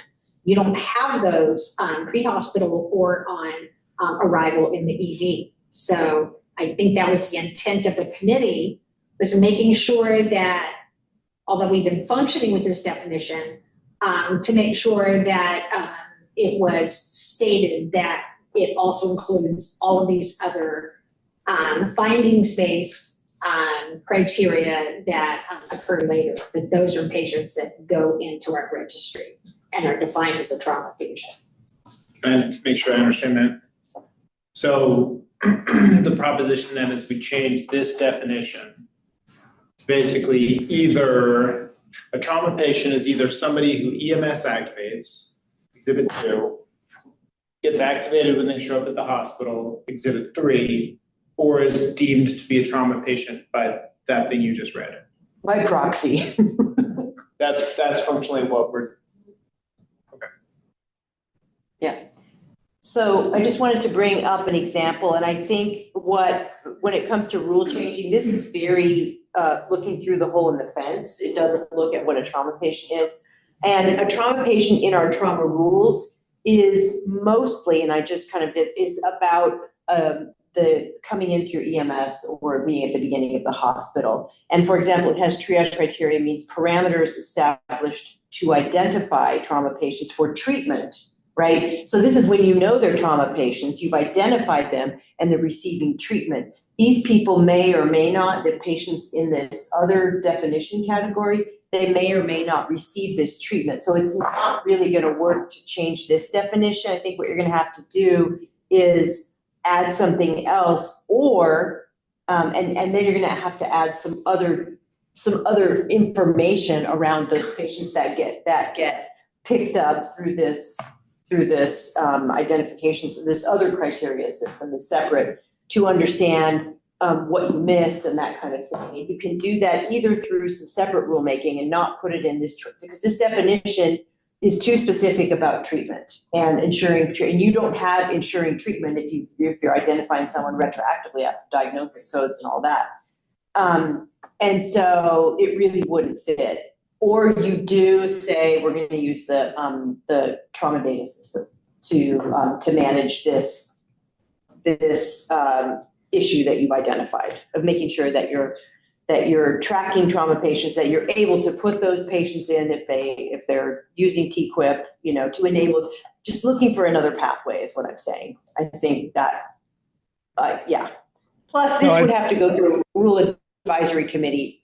This recommendation, you all can recommend it, but the process for getting it done is a rules advisory committee, which won't happen anytime soon. Sorry. Yeah, no, Dana, I appreciate that. And I think you're onto something when we're talking about field response, hospital response versus no response. And those still need to be included, but we just need to change the inclusion criteria that we have as the state, which I think when we approved Exhibit 4, it said, inclusion criteria per OHA, whatever. So as long as we go through and change our inclusion criteria, I think we're probably going to be fine moving forward with that. So I appreciate the comments. Jeremy, you mean change the inclusion criteria for the data set or change what it means to be a trauma patient? I think just the inclusion criteria that we have. And again, it says meets field triage criteria for inclusion to the Oregon trauma system. And so that would be all your injuries, your, long bones, pelvis, skull fractures, all those that would be included. There's a lot of us that are just using the NTDB's standard right now, that are anyone that gets admitted to anyone that has an activation or has been admitted to the hospital with anything other than a contusion or abrasion goes into the trauma system. And that's what a lot of us have been using. And I feel like that should be the standard, but again, that's a huge push for, putting hips in, and that's, making people hire more coordinators and registrars. And so we just need to be super savvy with the wording to make sure that we are allowing those that are including those patients, and also allowing those that don't have the bandwidth to include them to exclude them, if that makes sense. Which sounds like a really long work group meeting.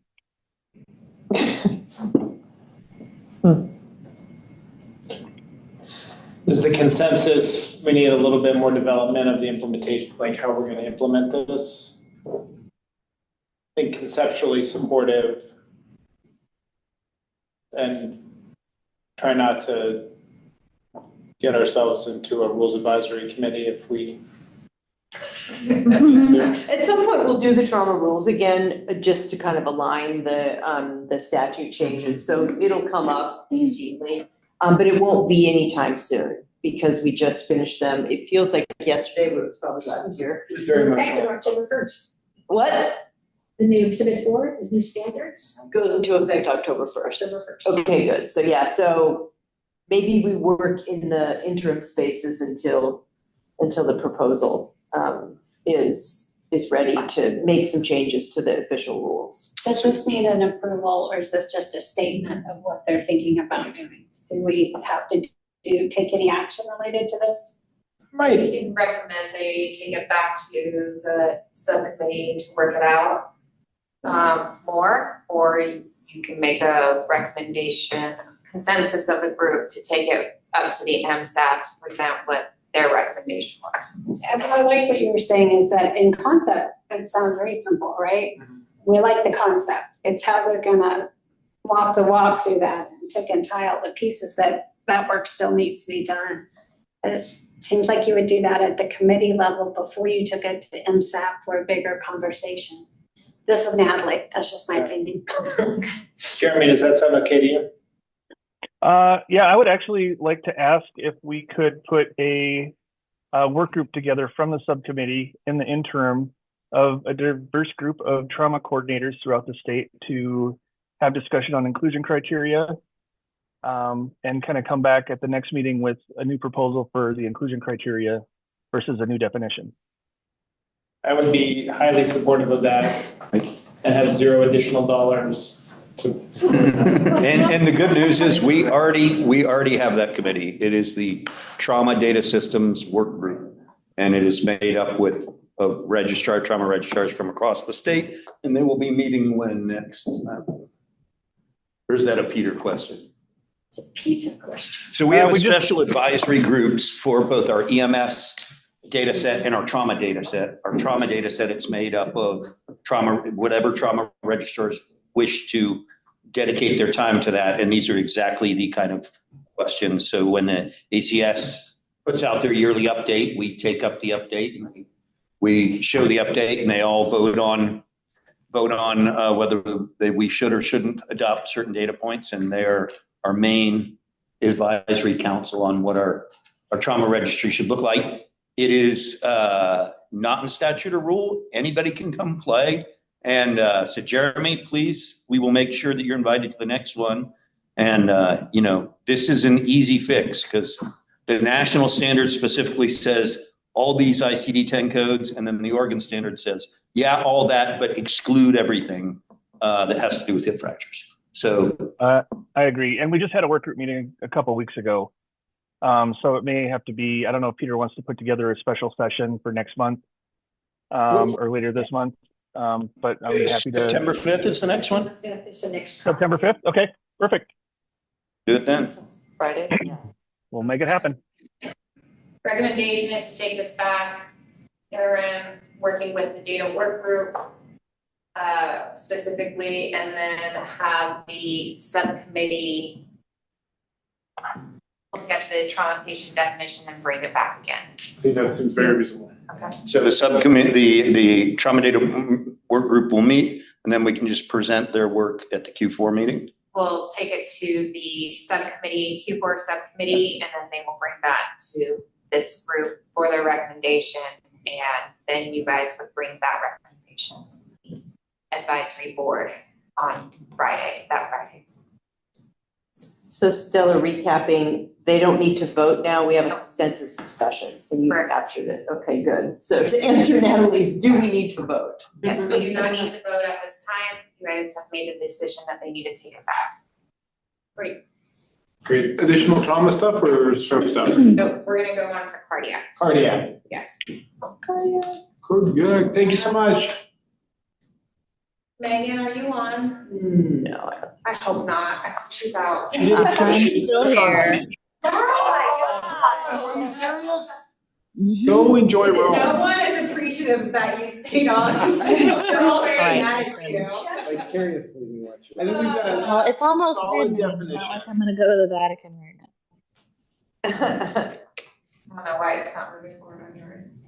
So my understanding of the proposition from patient definitions from the cardiac subcommittee is bystander defibrillation or CPR by EMS or defibrillation in the field by bystanders or EMS or CPR by EMS. And that would cover the sudden cardiac death.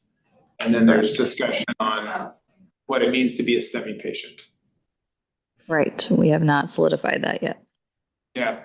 Is there anything that we can provide as a committee to help guide, support, or direct to that discussion? For the STEMI? I don't think so. I think we just need to have a cardiologist present so that we can all bring it together, and we just didn't have time. Okay. I mean, I think coming up with what defines out of hospital cardiac arrest when bystander CPR can be unreliable is great. I think one question is going to be, there are people, and it's a relatively small number of people, but there are trauma patients who get out of hospital chest compressions by EMS. Right. But they're not a cardiac patient. Right. I believe that when we discussed the CARES registry, that they do get more information and they filter out the traumatic arrests. And we all agreed that more is better in the end. So there's everybody who got CPR, and then there's subcategories: presumed cardiac, drowning, trauma, and what else is there, Stella? There's electrocution. Electrocution. There's others, which include SIDS, cancer, things like that. Really random stuff. There is overdose. Joking? So I guess my question is, with this definition of cardiac arrest, is there a possibility that a patient with one of those non-cardiac etiologies, drowning, asphyxiation, electrocution, trauma, choking, whatever, like bypasses a hospital where that problem could have been addressed because they're getting CPR and therefore they drive to a level 1 cardiac center? I don't, well, I mean, we obviously haven't discussed I that far. You mean currently? I mean, with our trauma triage criteria in place, that shouldn't happen. Right? Well, I guess, yeah, so what I'm concerned about is there are a group of patients who are going to meet this definition. Yeah. Who are not sudden cardiac death patients. Right, but they're also going to meet the trauma definition. I don't think you're just talking about trauma. Well, I mean, I just said that because I'm a trauma patient. Yeah, Everything in my just life in is trauma, general, but no, I think the patient definition is not gonna change at this point, how a EMS provider is going to choose on which hospital they're gonna go to. They're still gonna do what's within their protocols. This is just defining the patient of an out-of-hospital cardiac arrest. And largely in the state where there's a PCI center is also happens to be the trauma receiving center, the level 2 center. There's an exception to that, obviously, but for the most part, that's what would occur. You would be at the same destination. You would have the same destination decision. And also, you have the definition of a patient, but what you do with that patient is in the regional plan. So in ATAB 1, if you're a trauma patient, you lose pulses en route, you divert to the nearest hospital. You don't keep going to the level 1. And that's in the regional plan. That's not in the state. so which one then takes, so do we then define it as this is a cardiac patient, this is a trauma patient retrospectively? I think. Because you can't, in that case, you can't define it prospectively. I'm trying to imagine a scenario where you go into cardiac arrest because of your trauma and you don't meet one of the field trauma triage criteria. You went into cardiac arrest because you're drowning. Don't make it a trauma thing. Let's say you drown and you went into cardiac arrest. This applies to like 85% of my, right. If 90% of my pediatric patients, for example, they don't need a cardiac center. They need someone to resuscitate them, right? And so I think what you're saying, if my understanding is correct, is like you want to make sure that this definition does not make them bypass hospital care, does not later become part of the system process that bypasses a hospital that could deal with a non-cardiac etiology. Those decisions are made at the regional level based on what the regional resources are. So in some regions, you don't have any choice. There's one hospital, you don't get other, maybe you have a drowning center, maybe you have a trauma center. So, and those decisions are made at the regional center. I do theoretically see, I just don't see it as a practical. Right, I guess, and maybe that's what, yeah, Megan, I see your hand, give me a second. Jessica, you probably said that better than I did. And I think that's what I'm concerned about, right? Is that if we're gonna set a definition, perhaps we should set a definition that is not gonna set us up for data, that we're not gonna enroll patients under that definition who aren't supposed to be there. Right, because if we're saying this is a cardiac patient. Like for cares. Right, so if we take this definition, in 10 years, you're gonna have a whole bunch of Oregon State cardiac patients that are drowned 5-year-olds. Right. And that's not who we're trying to get at, is it? I'm gonna let them speak first. Go ahead, Megan. I just wanted to say that I don't know the full answer to this, given the complexity of both trauma and cardiac and all the different etiologies that there are, but I do recall 2 cases recently of critical access where there was a critical access hospital nearby within 5 miles, and the EMS responding agency was bypassing that hospital to take them to the nearest center where they had a cath lab, which was over an hour away. And they had gotten ROSC though, so that's why they started, but then they rearrested and then eventually brought them to the critical access hospital where they did get stabilized and do better. But then when they left from that hospital, there was something to do with the handoff. And I don't know if it's just the type of EMS transport, that it's not critical care, et cetera, but essentially one of the patients was like died within 15 minutes of leaving that hospital. And then they continue to resuscitate them for like an hour on the way to our hospital. And so this has been on my mind just anecdotally and for this group without you even saying it, because I was like, something is not right here. And seeing it a couple of times, I think rurally this is going to be a bigger difference necessarily than in the urban setting. So I'm going to zoom us out a little bit. Megan, this is Dana. It's all over again.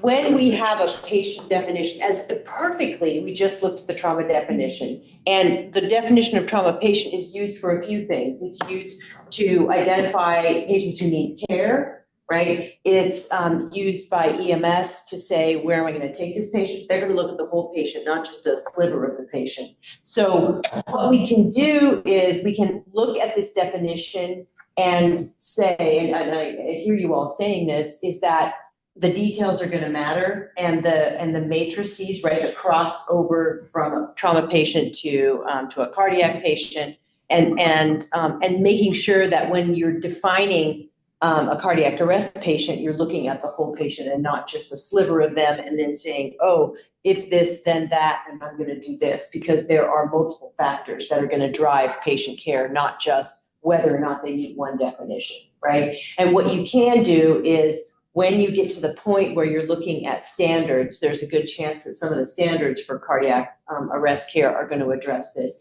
And when you write rules, you can say EMS has to take blood and blood consideration, not just, follow this narrowly, right? You can basically put into rule what the expectations are around how EMS can handle patients, and then how the hospital is, because there's a definition for patients for patient care, and then there's a definition of patients for data systems, right? And they're not the same. They're not 100% overlap. And so you can handle it similarly to what we just talked about, which is look at the code, what Stella's talking about, right? We collect everything. We have a wide funnel, and then afterwards we separate out, and you can do things like that. But you want to make sure that the patient care is ensured. So I think you guys are all on the right track, and you're bringing up some really important points for the cardiac subcommittee to really think about. So Megan, is the intent of this to focus the definition of patients on patients who have a cardiac etiology of their arrest, or all patients? Correct. What do we think about? If they were actually I think the reason why is because we were trying to just get it to like a cardiac arrhythmia that would respond to a defibrillation. The public defibrillator won't defibrillate, obviously, without that. And so I think that's where we were, and just really trying to stay in line with CARES and not necessarily reinvent the wheel. I don't think we broached any of the questions that you are all bringing up now. Could we perhaps, as we think about discussion points and reconsideration of next quarters, can we ask you all to consider how to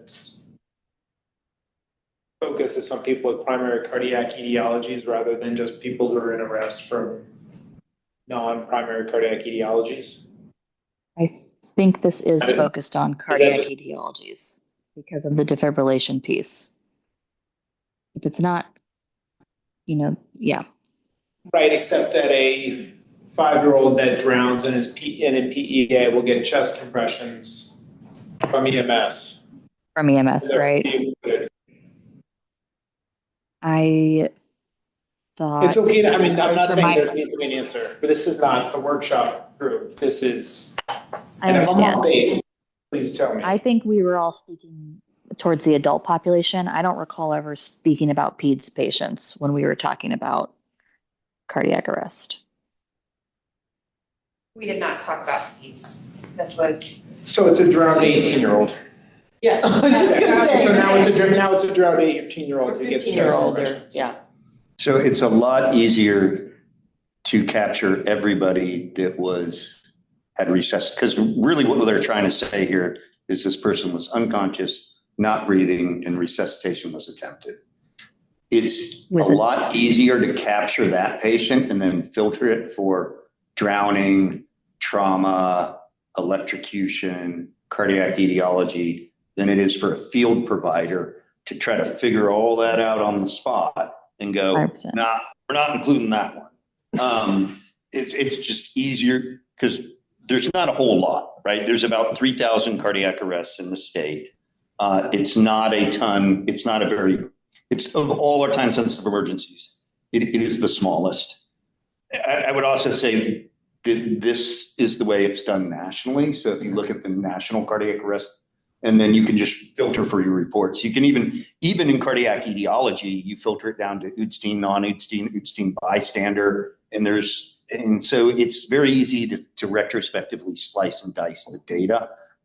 It's a lot more challenging for, EMTs on the spot in Rockaway Beach to decide exactly why did this person's heart stop. I guess my question is there a value to the system in more tightly defining this at the outset, or is it a better value to the system to more broadly define this as we build functionally a cardiac system from the ground up? I have my opinion, but I'm going to let everybody else. Yeah, this is Jessica Bailey. I guess we're kind of meshing together two things at once. It seems like, I think this definition is probably fine if we're trying to capture a bigger group and then narrow it down.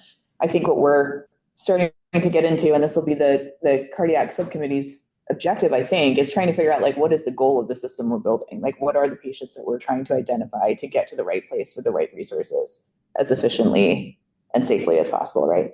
And I think a lot of those patients are going to end up being this subgroup of like cardiac arrhythmia or STEMI patients that are probably mostly adult patients need to get to the cardiac center, either initially or as a transfer. And so I think that's fine. I think we're kind of doing two things at once, right? Like looking at the overview definition, which I'm fine with if this is, it seems like a reasonable definition. But I think that's not the same population as who our system is trying to capture and serve later. Correct me if I'm wrong. You know what I mean? Like we're going to filter out like the majority of the pediatric patients are not going to fall into this necessarily like cardiac system that we're building, because if what we're looking at is doing the best care for these specific cardiac presentations.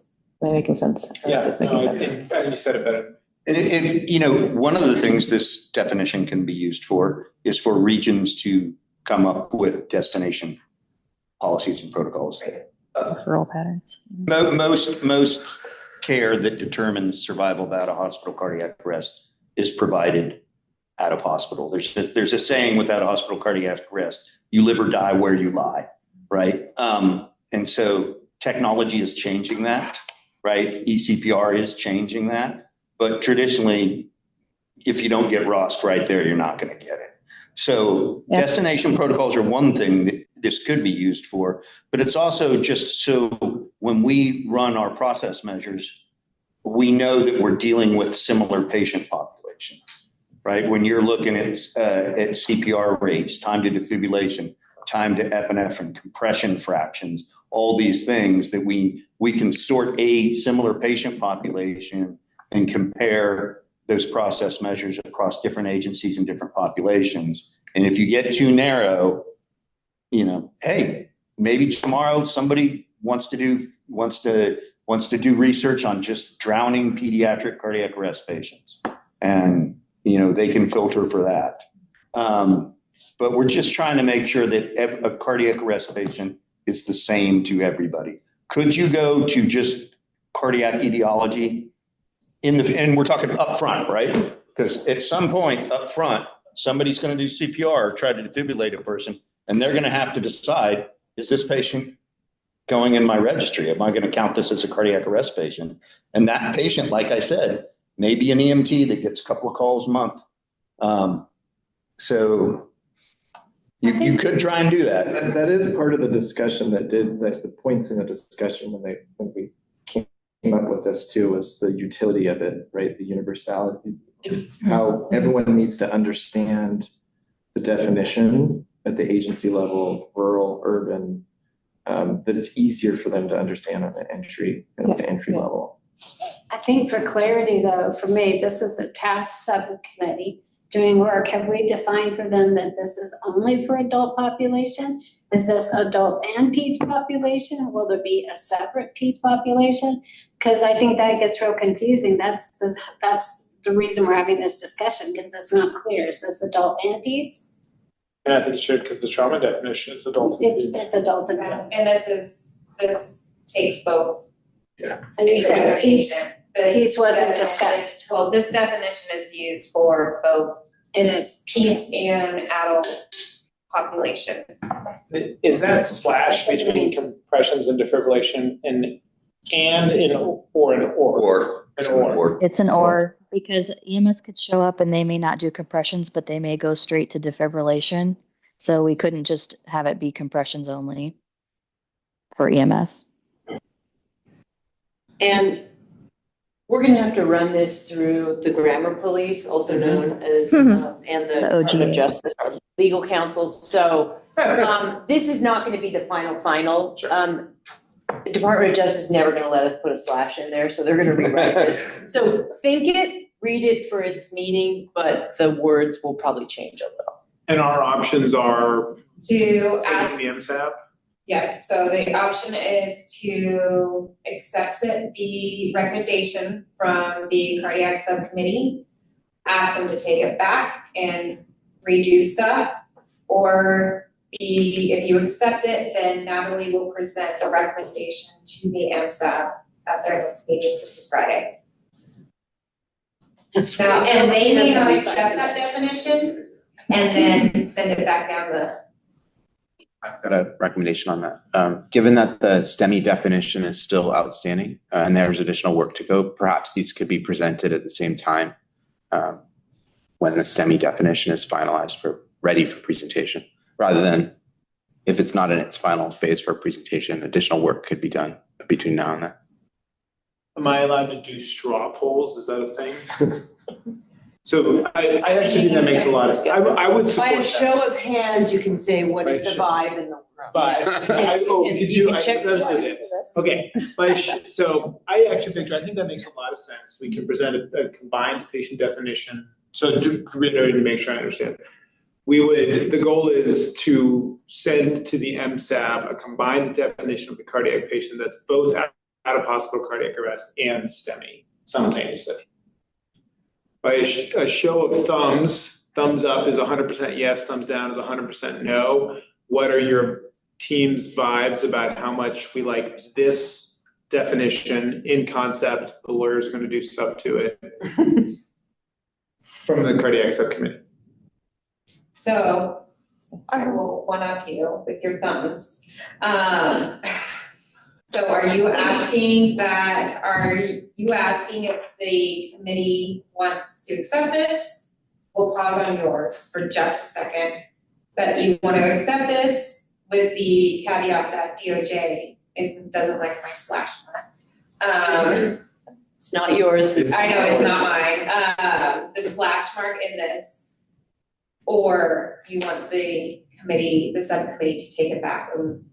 I think what I'm asking is, I concur with Victor's point that I think that's going to be our goal, not the step. I just want to know about. Yeah, so I think what I'm trying to get a sense of is, should we say to the subcommittee, great work, this is fantastic, we have no notes, please come back next quarter with the integrated STEMI thing, or dear subcommittee, we would like you to rethink it along these lines. That's what I need to know. That's what and then we will get to that. Right. Victor's recommendation. Okay. What would we have them rethink, or along what lines? Does it impact pediatrics would be a question. If we're gonna send it back for them to rethink it, I think we have to be clear about what they need to look at. Can we vibe base whether or not we like this first, and then if Sure. we don't, we can answer that question. Got it. All right. Do an all in favor, since I need to hear audio on this as well. Thumbs don't work. Okay. Everybody in favor of this statement for the definition of out-of-hospital cardiac arrest patients, taking into account that we're going to change the slash, there may be some DOJ input, with the idea that this is all people from the age of 0 to 150. And for those online, if you can raise your hand, I Megan There's a with thumbs. thumbs up. I agree. Jeremy with the thumbs up. Deep, I agree. We also invite someone from pediatrics to come hang out at our committee with us. You should have someone, right? We do. You have a PEM, yeah. Yeah. Sanchi is our. Were they in attendance today? Yeah. Sunny was there. Sanchi Chong is our piece. That was Dornbecker. Oh, that was the first time she was there. That's right. You couldn't see her all the way from Tuscany, huh? I know. And then how many did we get in? We're- Because I was. Sorry, I wasn't looking. Everybody who would like to support it, raise your hands. Okay, everybody raised up. So the vibe is there. Five is good. Okay, so this definition is good. Do my best decision-making vibes, please. Now, question is, do you want to take this definition to the board or wait until STEMI is ready and then present both STEMI and out of hospital cardiac arrests together? I would submit that. I'm open to thoughts. What's that? B, right? D. I would like option D. Two thoughts. First is, it's a combined picture of, well, three thoughts. One, we have a very long timeline for implementation, so there's no external time pressure. Two, it lets us present a combined picture of this is what a cardiac patient is, not half of what a cardiac patient is. And three, depending on how STEMI is defined, I can imagine some thoughts about the relationship between those two definitions. It's difficult for me to come up with an exact example without knowing the STEMI definition, but I'm cautious about it. Oh, it's pretty easy. When you give somebody massive amounts of epinephrine and you get ROS, and then you get a 12 lead and they have a STEMI on it, and the cardiologist is like, nah, I'm not going to call him the cath lab because you just overdosed him on epi. He's not really having a STEMI. Jeremy. Yeah, that's never happened before. Right? Ouch. I can't say I've ever seen that. Jeremy. Sorry, I had my hand up from the last vote. My bad. Oh, okay, perfect. That's okay. Appreciate it. I'm open to different considerations than that. I don't know. That's a 60-40 opinion strength on my perspective. I understand like the cardiac arrest, the STEMI would be an extension of the cardiac arrest after we achieve the ROS. So it does make sense. I'm just trying to understand why we have to present both and why not half of it right now. Mostly just the desire to present a complete picture. Is there a benefit to presenting one before the other? I don't know that there is. If we're not implementing anything anytime soon, we might as well have more information. It's kind of my. This is Megan. Given how much time we're taking on both, I think if separate's maybe not a bad idea. Because it seems to be part of the conversation. I'm going to counter that with, so right now we're just doing a vibe check, but when you, if you really wanted to move this forward to NSAP as a formal recommendation, which you don't even have language yet that they can rule on, right? I think before we send it to the MSAP, we have to run it through the grammar filter and the, you know, what that language is going to be, what a definition is. And so when you move it forward to MSAP, it does have to be tight, and it does have to be something that they can act on and not have this same discussion, right? So, I mean, they're going to have a different discussion and they're allowed to have that discussion, but I think it's really important that it's as tight as it can be when it comes from here to there. That doesn't mean, Megan, that you can't update them and let them know that this is where we are at this point, and this is what we're working on, and these are what the next steps are, and we will bring, and then tell them that you will bring to them the formal version of this, because they're the last stamp before it gets sent to the Rules Advisory Committee. So I think that's my counter. And by Megan, she means Natalie, because Natalie's our. I was going to say, I don't think. Yeah, don't worry.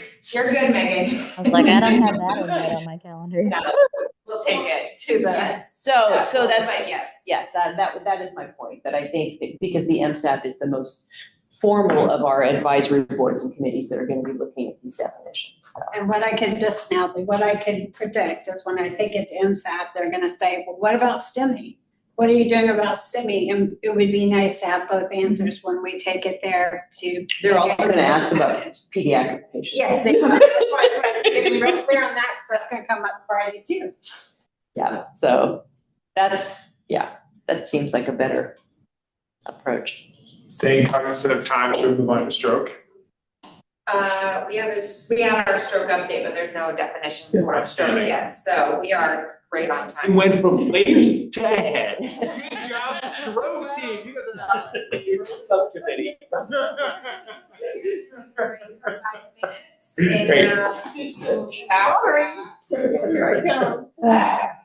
Great. 3:22. 3:22. Actually, that's how stroke is.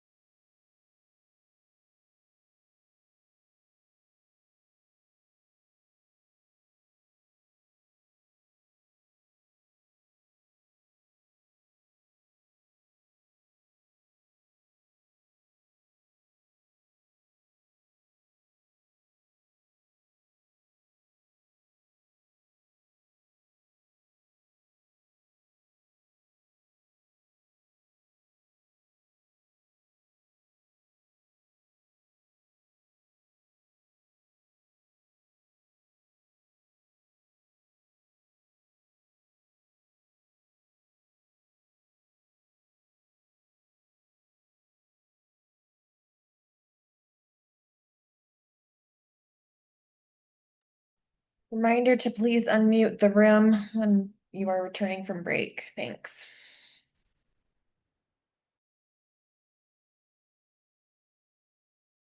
Just got that, and then we just started that part. So they will have, we are developing a cardiac nurse to do the stress test and those type of things. That's what we're discussing.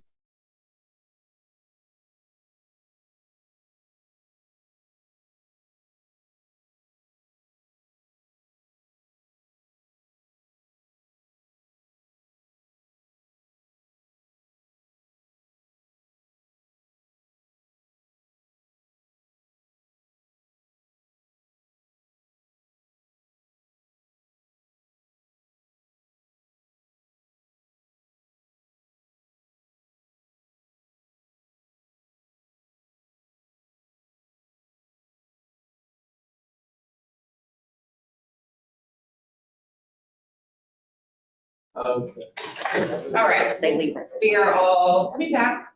Sorry, everybody, I lost track of time.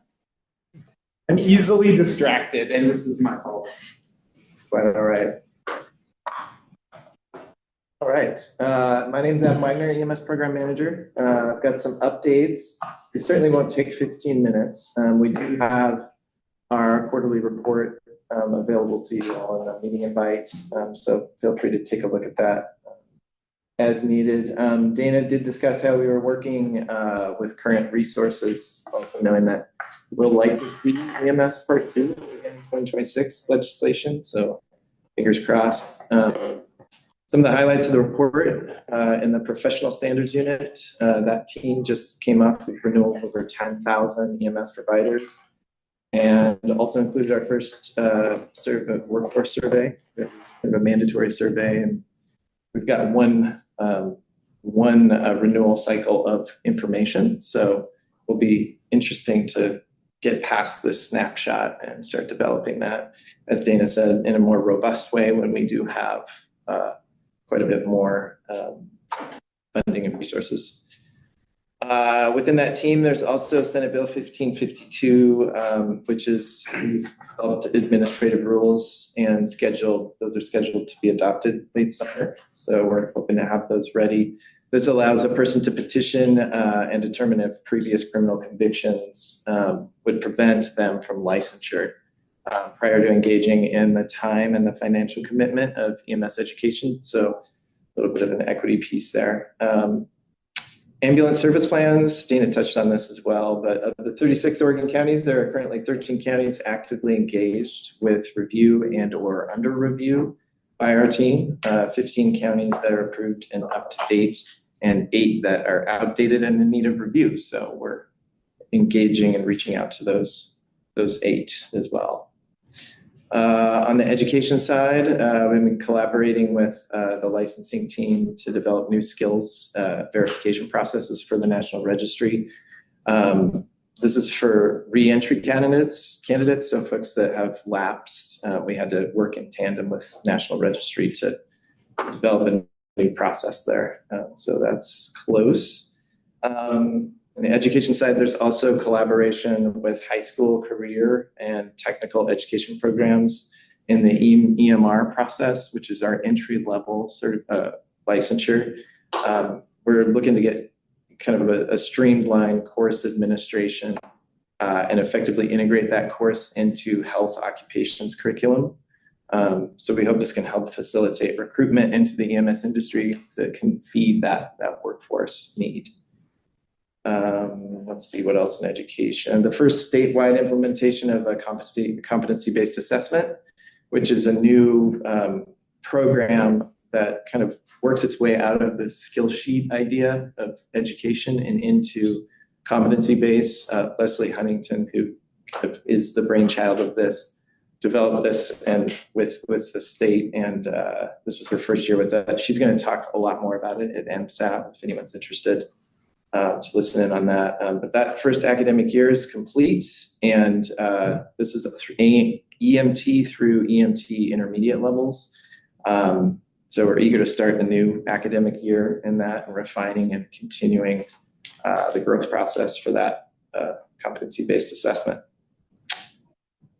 In the EMS for Children realm, PEDS Ready EMS, which sets the state standards. This is new for EMS transport agencies for pediatric readiness. This launched in May of this year. There's currently 2 agencies that have gone through the process and become recognized at that. That's Sherman County Ambulance and Polk County Fire District number 1. Those of you that are connected to agencies, which most of you are, page 9 in the quarterly report gives you a bunch of information on that to get up to date and apply to that. More in the EMS for Children side, the Autism Society of Oregon distributed 650 sensory kits to agencies that are designed to be used with patients of all ages to support sensory communication and social differences. A recorded virtual orientation that brings insights into this, the use of the kits and working with autistic patients and others in need of specialized emergency services will be available as well on the EMSC, the EMS for Children website shortly.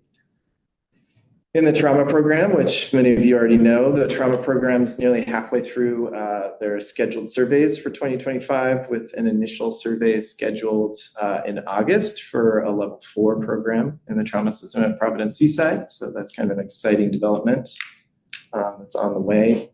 And the data team side, the Oregon Trauma Registry migration is on track to go live October 1st. Huge lift for the data team, because they've been collaborating and taking feedback from all the future users of that system in those data work group meetings, which are getting packed with more agenda items as today. So they've been working pretty hard to do that, and they really appreciate the feedback from the registrars for this.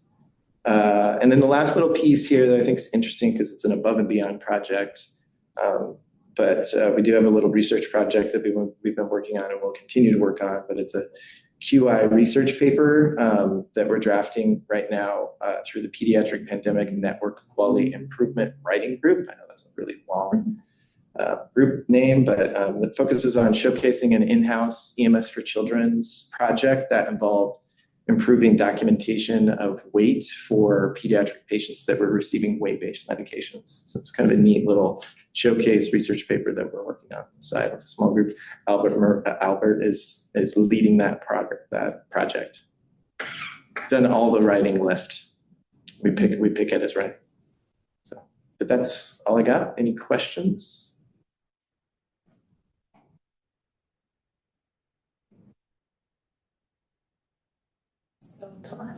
I think it's wonderful that EMS education is a commitment and competency based. Yes, great.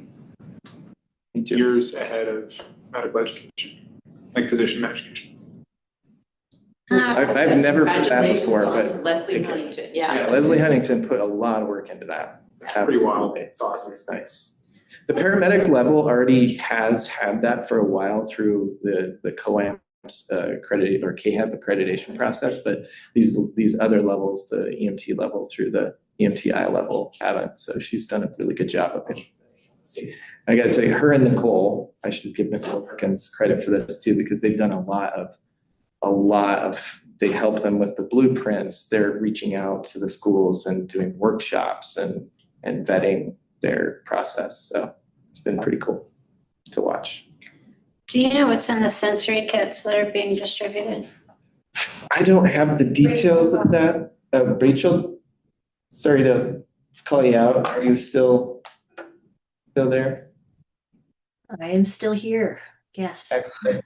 We've been asked about some of the details of the sensory kits, what the contents are.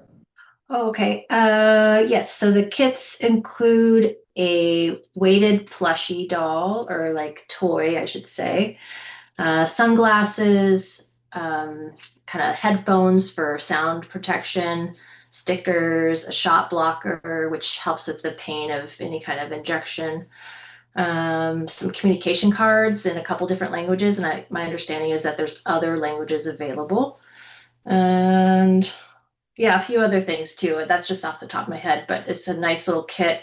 We have Mercy Flights, if you're familiar with them. They have a very similar kit that they deployed on their own, and we kind of replicated that and distributed those across the state. I think roughly about 650 kits went out. So And that will, as Adam said, the orientation session happened yesterday and it will be posted soon. Robbie on our team is working on that.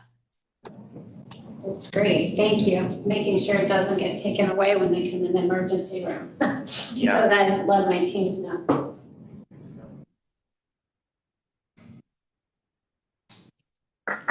Key takeaways? Just me. I really appreciate the hard work from all of the subcommittees. I know it's that trying to take an easy question, what we think is that at least it's base value, an easy question, what is a cardiac patient, a stroke patient, what is a trauma patient, and turn it into language that's actionable is not easy work. And then trying to, I'm imagining the intensity of discussion in the stroke subcommittee or the neurology subcommittee about trying to define which scale or decide which scale to use. I don't envy you for having to navigate those discussions, but thank you for doing it. Sounds like we've got a consensus, at least on an initial definition for out-of-hospital cardiac arrest from the cardiac patient. We are anticipating a STEMI definition from them, hopefully Q4, which will then be able to put through the TOJ and send up to MSAB. The stroke subcommittee is anticipating, hopefully by Q4, having decided on a single out-of-hospital scale to use, which we will then be able to do a similar process to. So actually it'd be really, I think it'd be fantastic if in the Q4 meeting, we were able to have definitions for all three groups of patients, cardiac, stroke, and trauma, that we could then put through our all the appropriate processes and send them to MSAB for approval. We talked a lot about like what our charge is going to be over the next period of time, namely standard setting, definitions and standard setting, so that when hopefully money comes our way, we can begin to create rules and then move down process from there. Talked about vacancies. We changed we allowed the cardiac subcommittee, allowed seems wrong. We approved cardiac subcommittee's request to change the definition of their vacancy. Sounds like there's still some vacancies on stroke, but they're working on filling them. They're over here. These are Those are our vacancies. These are the vacancies for each of the different boards and committees and subcommittees, So on trauma subcommittee, Dr. Polson is the EMS representative or the EM representative? He's EMS. Oh, yeah. Yeah. So No, Polson, Ms. Polson is the EMS physician on the trauma subcommittee. Willie Foster is the emergency medicine physician. we're good. For trauma. Okay. We're solid then. Is there anything I missed, incompletely understood, or overly injected my own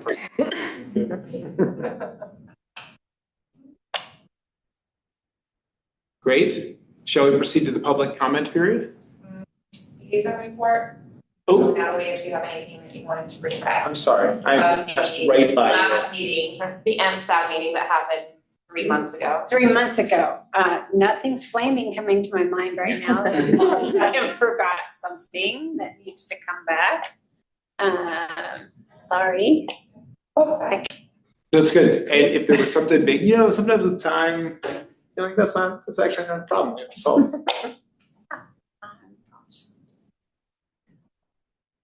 Public comment will be under Nicole.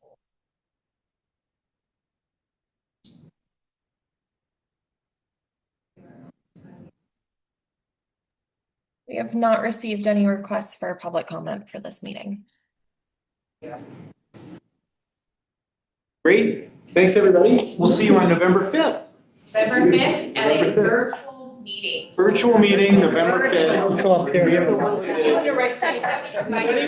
Chris is going to drive up here this time. Thank you.